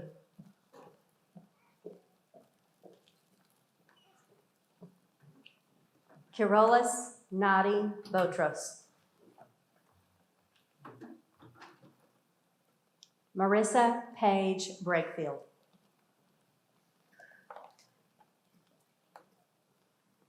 Lindsay Nicole Brent.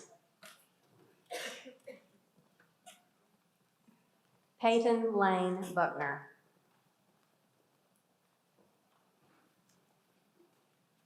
Haley Lynn Burns. Emmeline Hart Chrysler.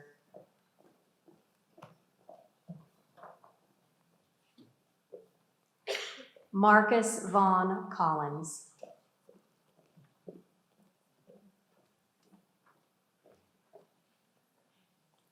Mustafa Kanta.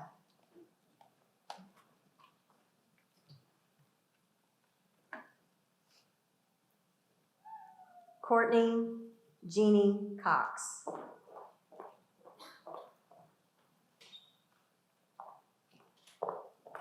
Victor Deere.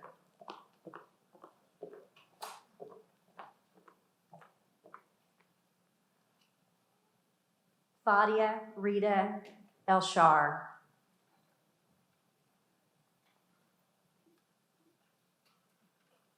Victoria Elfer in absentia. Rebecca Diane Finley.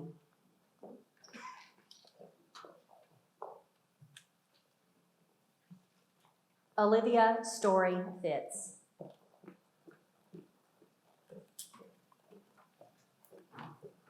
Lindsay Aaron Galusha.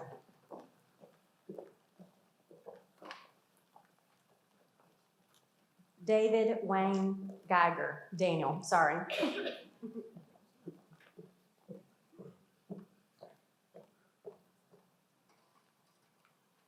Carolus Kahala Gindi.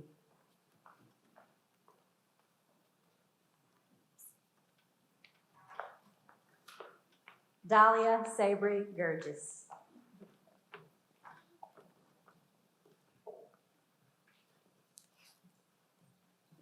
Dina Iman Galley.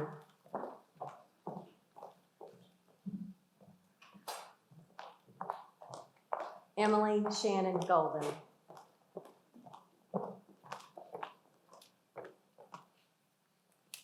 Taylor Jordan Hammond.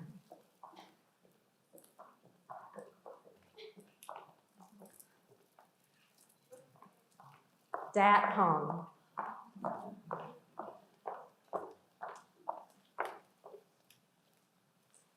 Therese Rochelle Hooks.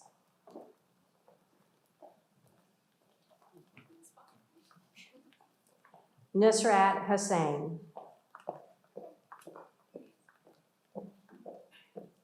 Katie Ann Hudson.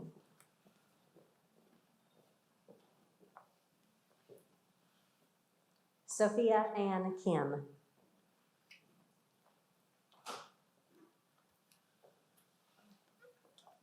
Alyssa Carico Klingensmith.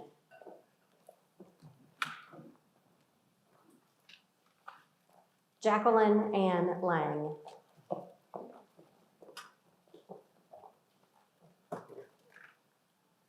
Yasemin Mahin Ain.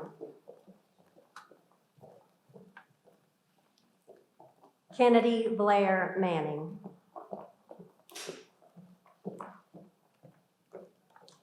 Dina Nasef Marzouk.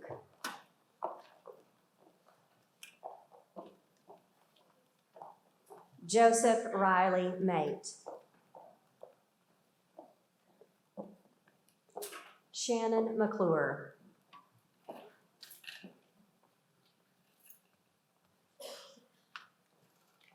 Victoria Madison McMahon.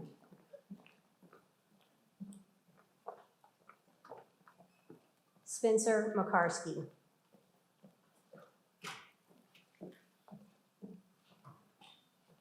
Nadia Abdi Omar.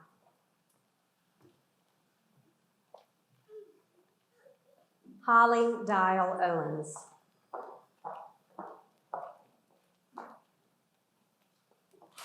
Erica Page Patterson.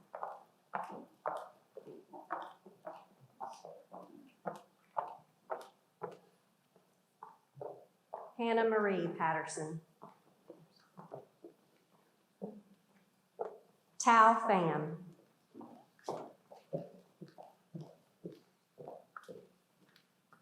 Ala Piro.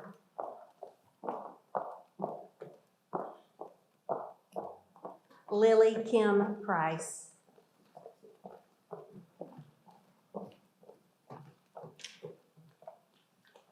Rebecca Ann Prince.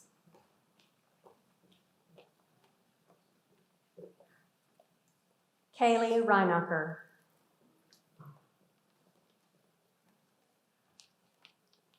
Crimson Madison Reynolds.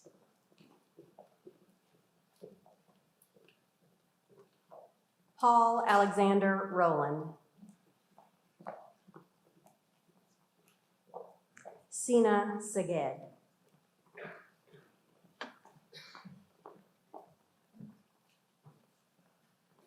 Hunter Edward Sowell.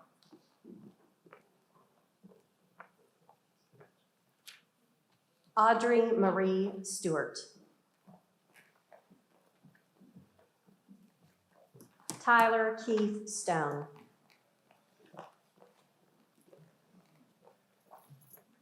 Norluda Suleiman.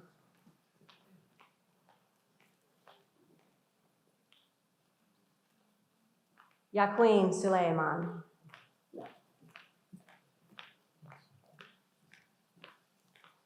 Austin Sun.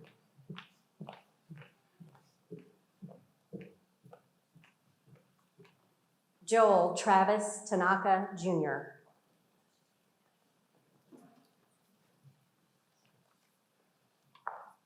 Taylor Thompson.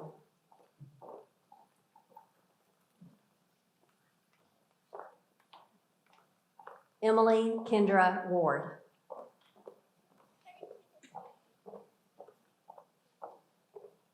Makarios Ibrahim Wifki.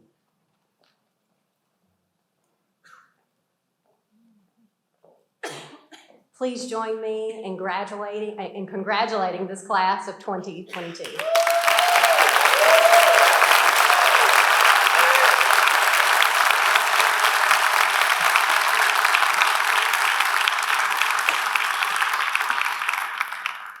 Good afternoon.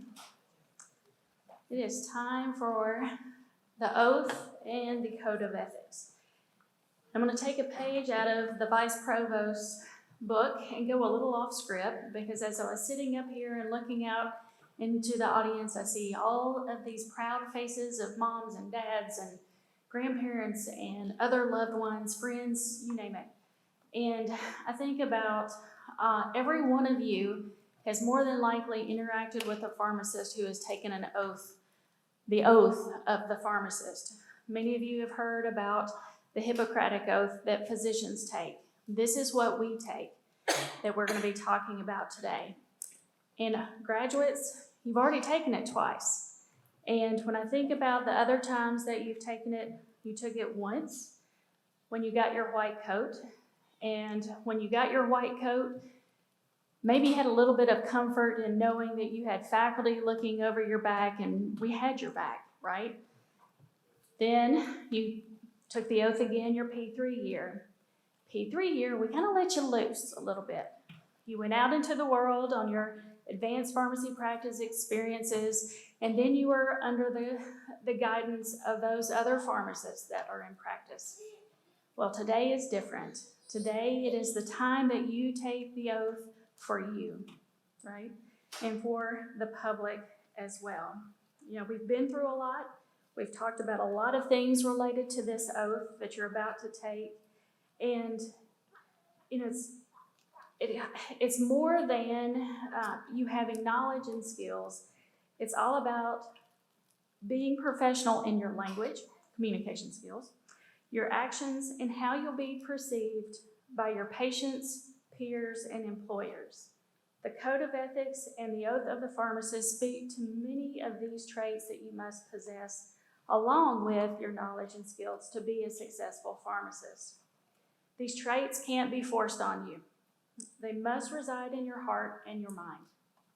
You must make the decision that you're going to make an enduring impact on the lives of your patients. You're not going to just view them as a temporary customer. That's not what we do.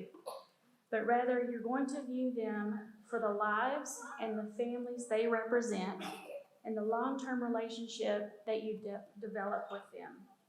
Even when times are difficult and they may say things that are unkind to you, when respect may be lacking, you know, it's not an expectation that it be reciprocated.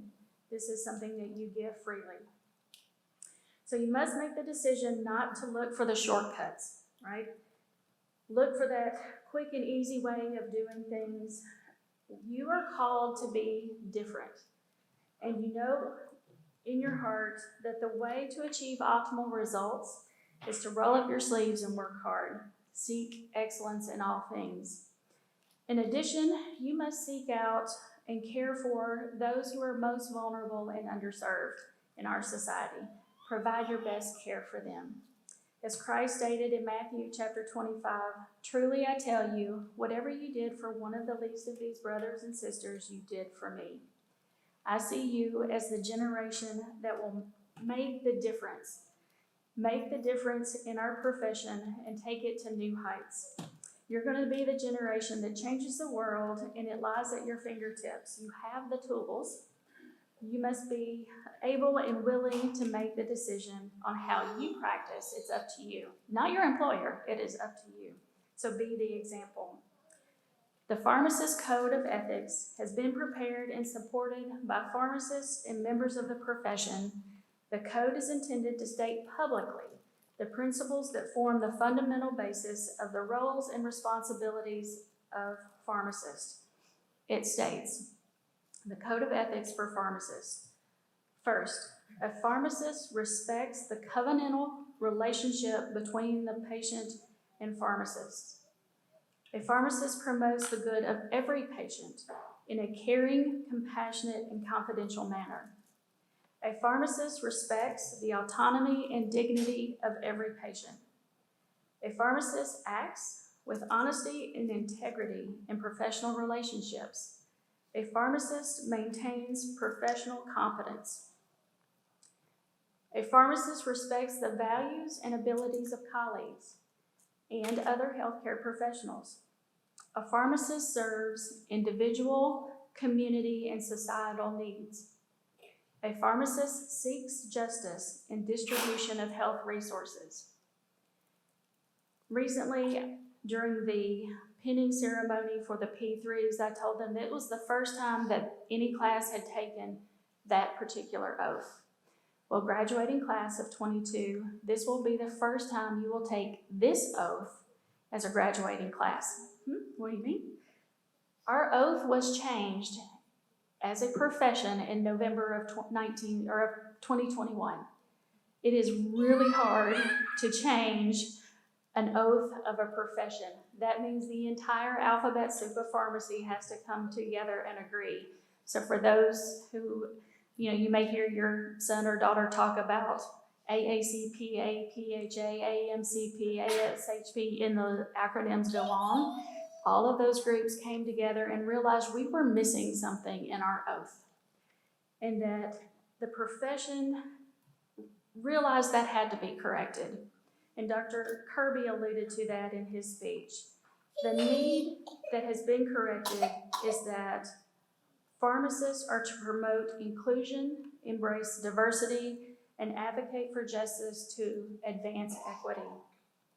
So now, graduates, at this time, I ask you to please rise.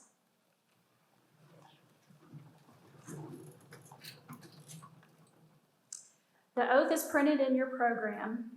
As I read the oath, I ask for each graduate to meditate upon the importance and meaning of the words. Pay attention to each line.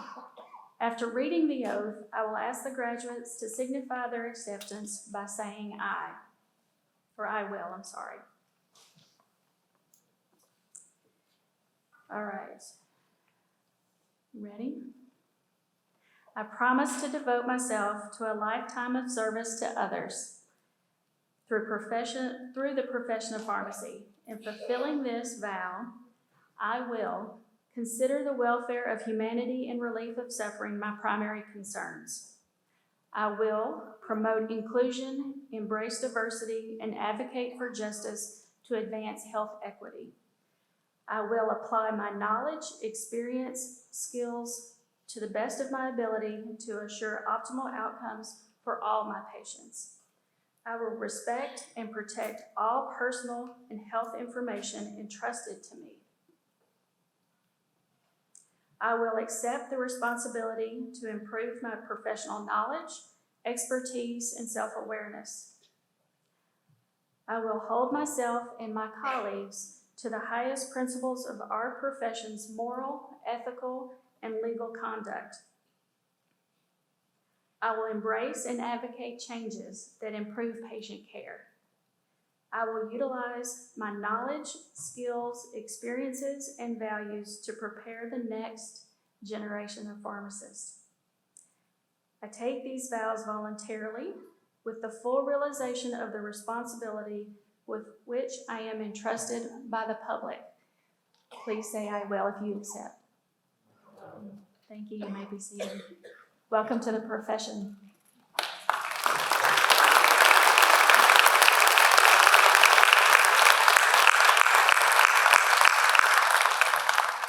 Now it is my pleasure to introduce our next speaker, Dr. Anthony Pudlow, who is the Executive Director of the Tennessee Pharmacists Association.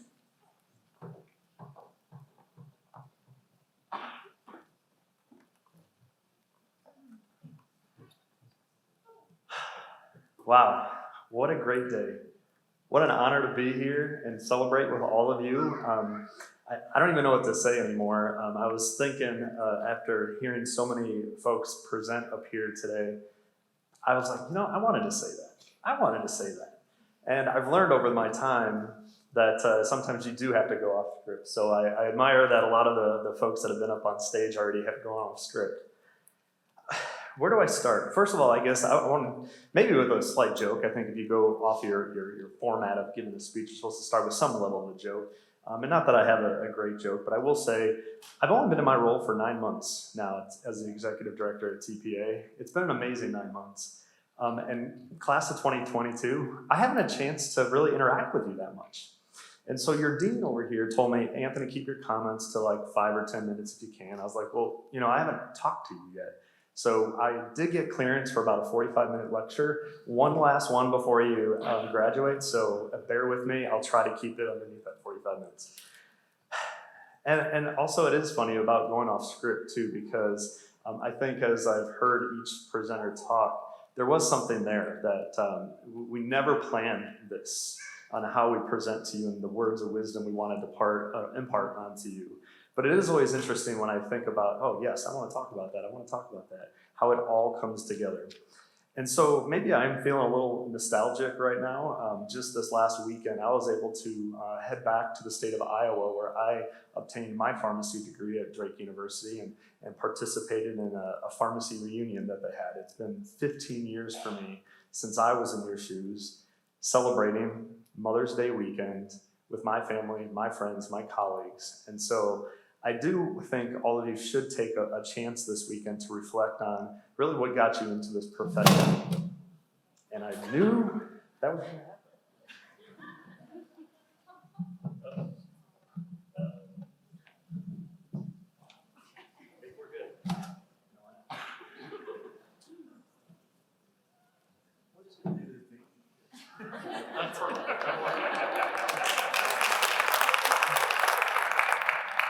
You know, I did see that sitting down in the front row. This thing kept itching a little bit closer and closer, and I told myself I wouldn't touch the podium. My apologies. But where was I? I was talking about feeling a little nostalgic, and that's partially because it has been 15 years since I graduated, and it made me actually start thinking, all of you should think about this, about what got you into the profession. And for me, there's a pharmacist, and I'm sure all of you have that one pharmacist that somehow encouraged you to consider the profession, maybe checked in on you along the way over the last 4 years. Maybe you've never even fully looked at them as a mentor or whatnot to you, but they are. They're the ones that were there for you day in and day out, maybe, thinking in the back of your mind, yes, I want to be a pharmacist like that individual. And I thought about that a lot, actually, for me. That individual, while he wasn't at the pharmacy reunion that I attended, it got me starting to think about my mentors throughout my career to this point. And I hope for all of you, I think the biggest thing I want you to think about, and you've heard a little bit of this already today, you're off on your own now. And you're going to have some challenging times. The profession right now has quite a few challenges ahead of us. And you need to rely on each other. You have this great group right here that you can rely on right here and now. But there's going to be a lot of pharmacists and even non-pharmacists that are going to be there for you. So I encourage you to really think about your mentors.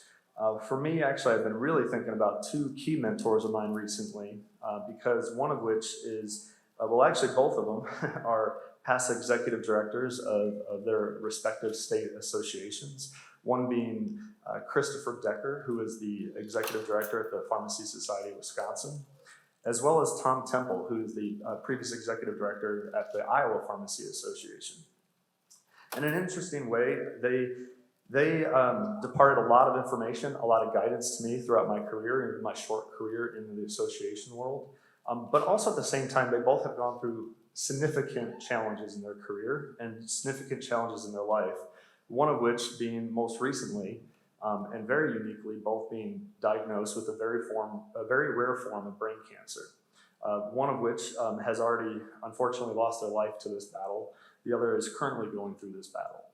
And I hope I'm going to give you a little bit of nuggets of some of this great information that they pass along to me, and one of which comes from Chris Decker. Chris always talked to me about being a difference maker. And all of you, whether you rely or think about it or not as a pharmacist, you are a difference maker. Whether it's that individual patient that you just helped touch, that inquiry that you had from a physician or a nurse that was saying, I need the expert of a pharmacist, you're going to make a difference. At the same time, you're going to be seen as a leader in your community, and your community is going to ask a lot of you, whether that means serving on school board, the local library board, whatever it might be, city council. They're going to look to you as leaders to be a difference maker in your community, whatever and wherever your community is. At the same time, my other colleague, Tom Temple, for any of you who have ever met this individual, he just inspires greatness amongst people. And without ever telling you explicitly to do it, but he helps make you find and figure out what your passion is. And I encourage you as you go forward in this profession to find your passion. Whether it is a specific disease state, whether it's a specific interest in society, find your passion. And some of you that I've already actually had a chance to interact with through your APPEs probably have heard me say this once or twice to you already, but find your passion. Figure out what makes you tick. And yes, you're gonna have to sit for your board exams here shortly and be an expert in everything, but I'm telling you, after that, find your passion, figure out what your clinical interests are, and be the expert in that. And it's not just enough to know what your passions are, but what your friends and colleagues' passions are, and be there for them. If you're like me, you probably don't have any time to read a book, and I really wish I had time to read more books more often. But one book that still holds true and sits on my shelf is a book called Lean In. And maybe some of you have read this by Sheryl Sandberg. I think she's still the current COO of Facebook, or I guess it's Meta. But for those of you that haven't read this book, I encourage you to give it a chance. And while it has some undertones around empowering women in the workplace, I think for men and women both, it's an amazing book to understand how do you get involved? How do you make the most out of every opportunity that you have before you? And one of the other great things in that book, and again, coming back to this theme of mentorship, in Lean In, they talk about developing Lean In circles, or your circle of trust, if you will, if you want to go back to Meet the Parents movie. But at the same time, think about who's in your circle and encourage you to find mentors, some of which are probably in this room, your family and friends, your faculty. Rely on them throughout your career, but at the same time, you're going to have to find new mentors throughout your time. For me, I moved to a new state, and I had to figure out who are my new mentors in the state of Tennessee. And so that's not an easy task. And so some of these things will come naturally to you. At the same time, look at other ways to get involved and figure out who your mentors are. So if you're not hearing this from me directly, get involved wherever this profession is going to take you. Some of you are traveling coast to coast after graduation, it seems like.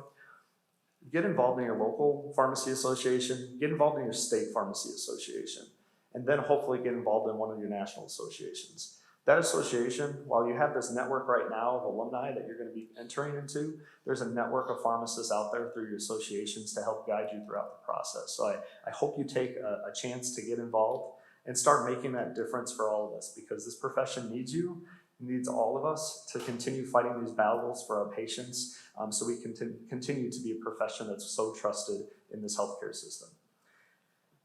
So what else do I say? It's just, except the time is now, and if you're like me, you probably have to go use the restroom again. So thank you for letting me be here. Appreciate the invitation, Dean, and once again, congratulations to the class of 2022.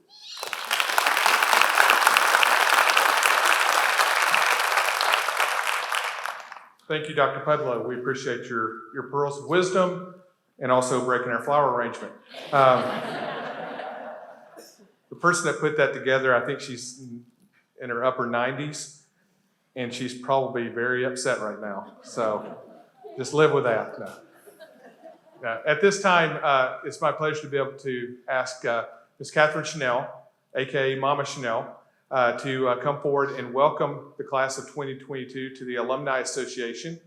And for the parents and family members and friends that are here, if one of these graduates, if you think back to 4 years ago and they look like they've gained a little bit of weight over the last 4 years, is because of the sugar cookies that Mama Chanel provides that have been always a frequent hit for all the students. And so we're thankful for her. So Mama Chanel.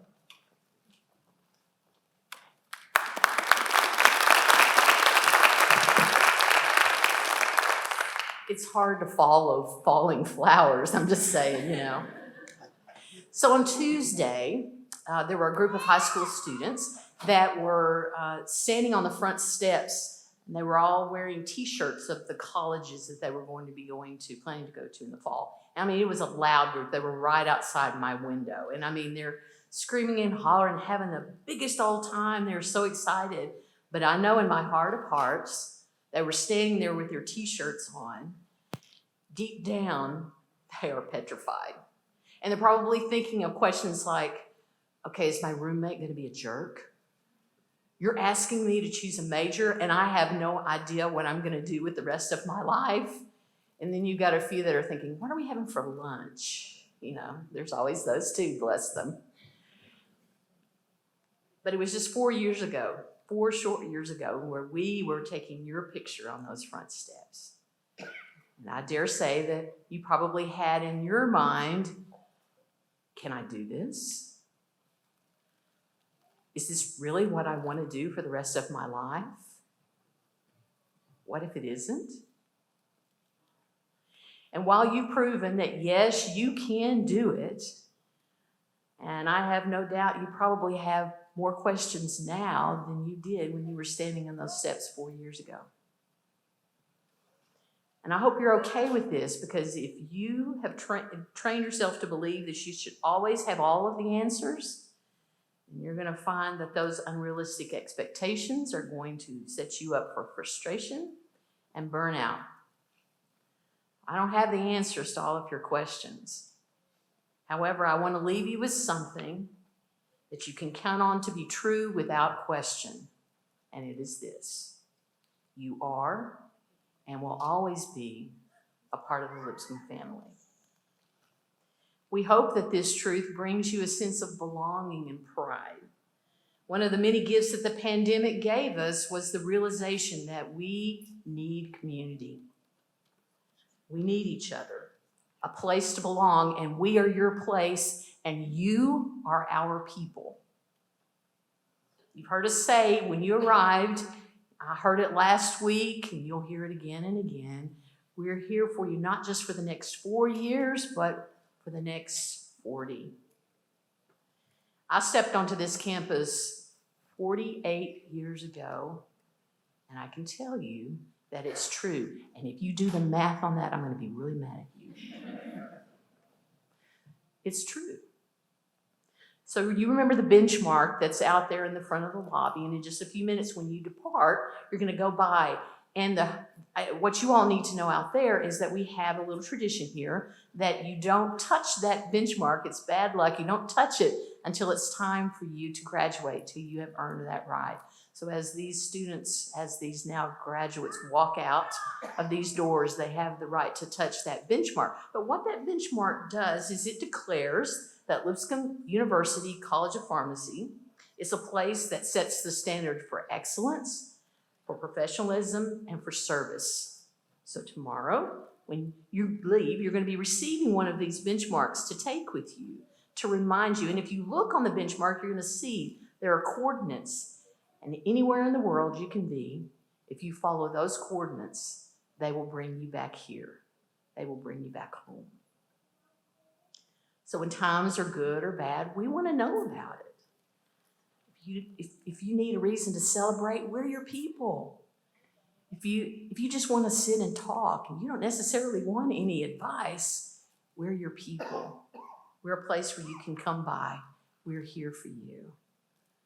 So let this benchmark remind you that Lipscomb University College of Pharmacy is your home. You are and will always be a part of our family. You're now a part of over 40,000 alumni, and believe it or not, almost 700 pharmacy alumni that are all over this country. Congratulations. I have every confidence that you are going to make us proud. Love you.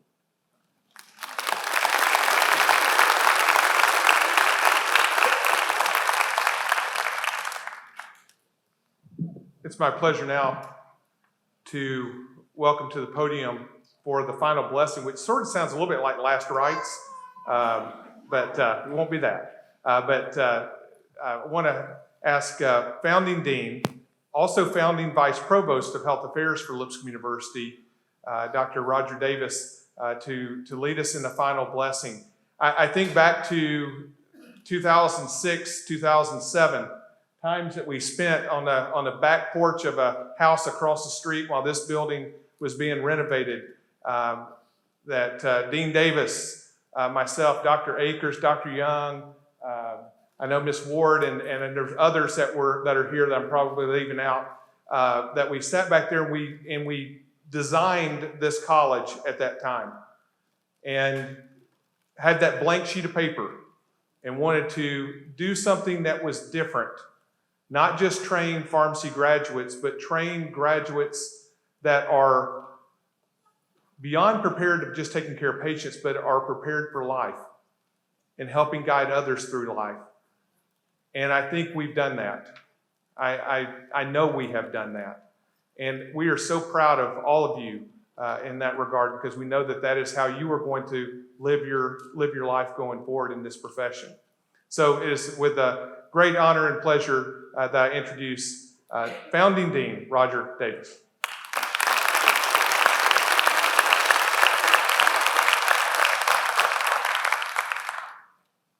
Well, I want to first of all thank Dean Campbell, the faculty, and the staff for asking me to be a part of this very special day for you.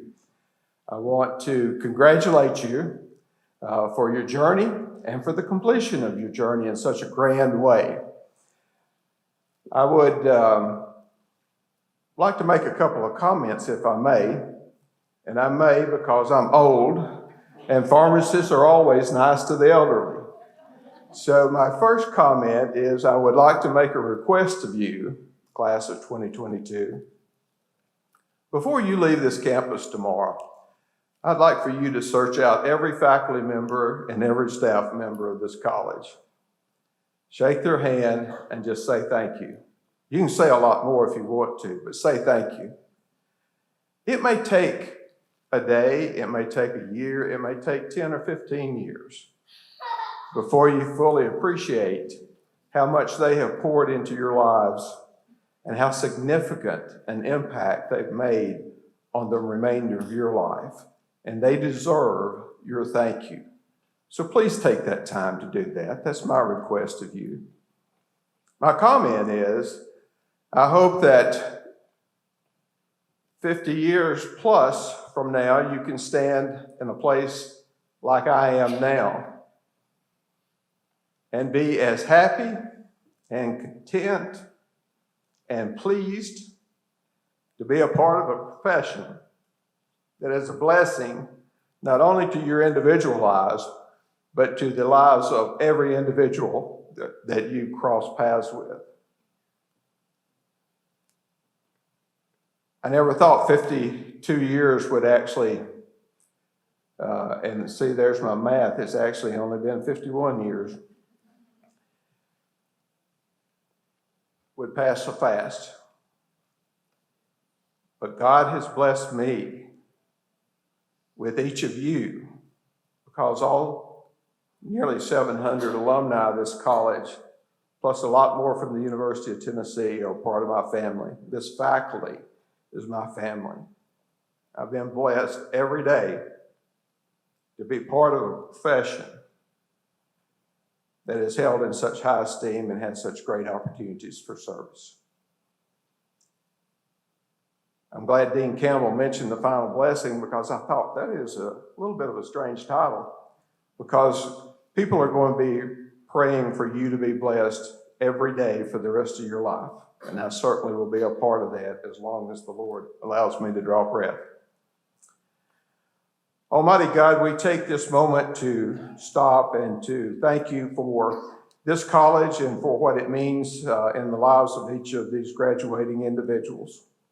We're grateful for the commitment of the faculty and staff, for the way they love, care, and look after each student in this class, the things that they will come to realize that are significant that they learned here.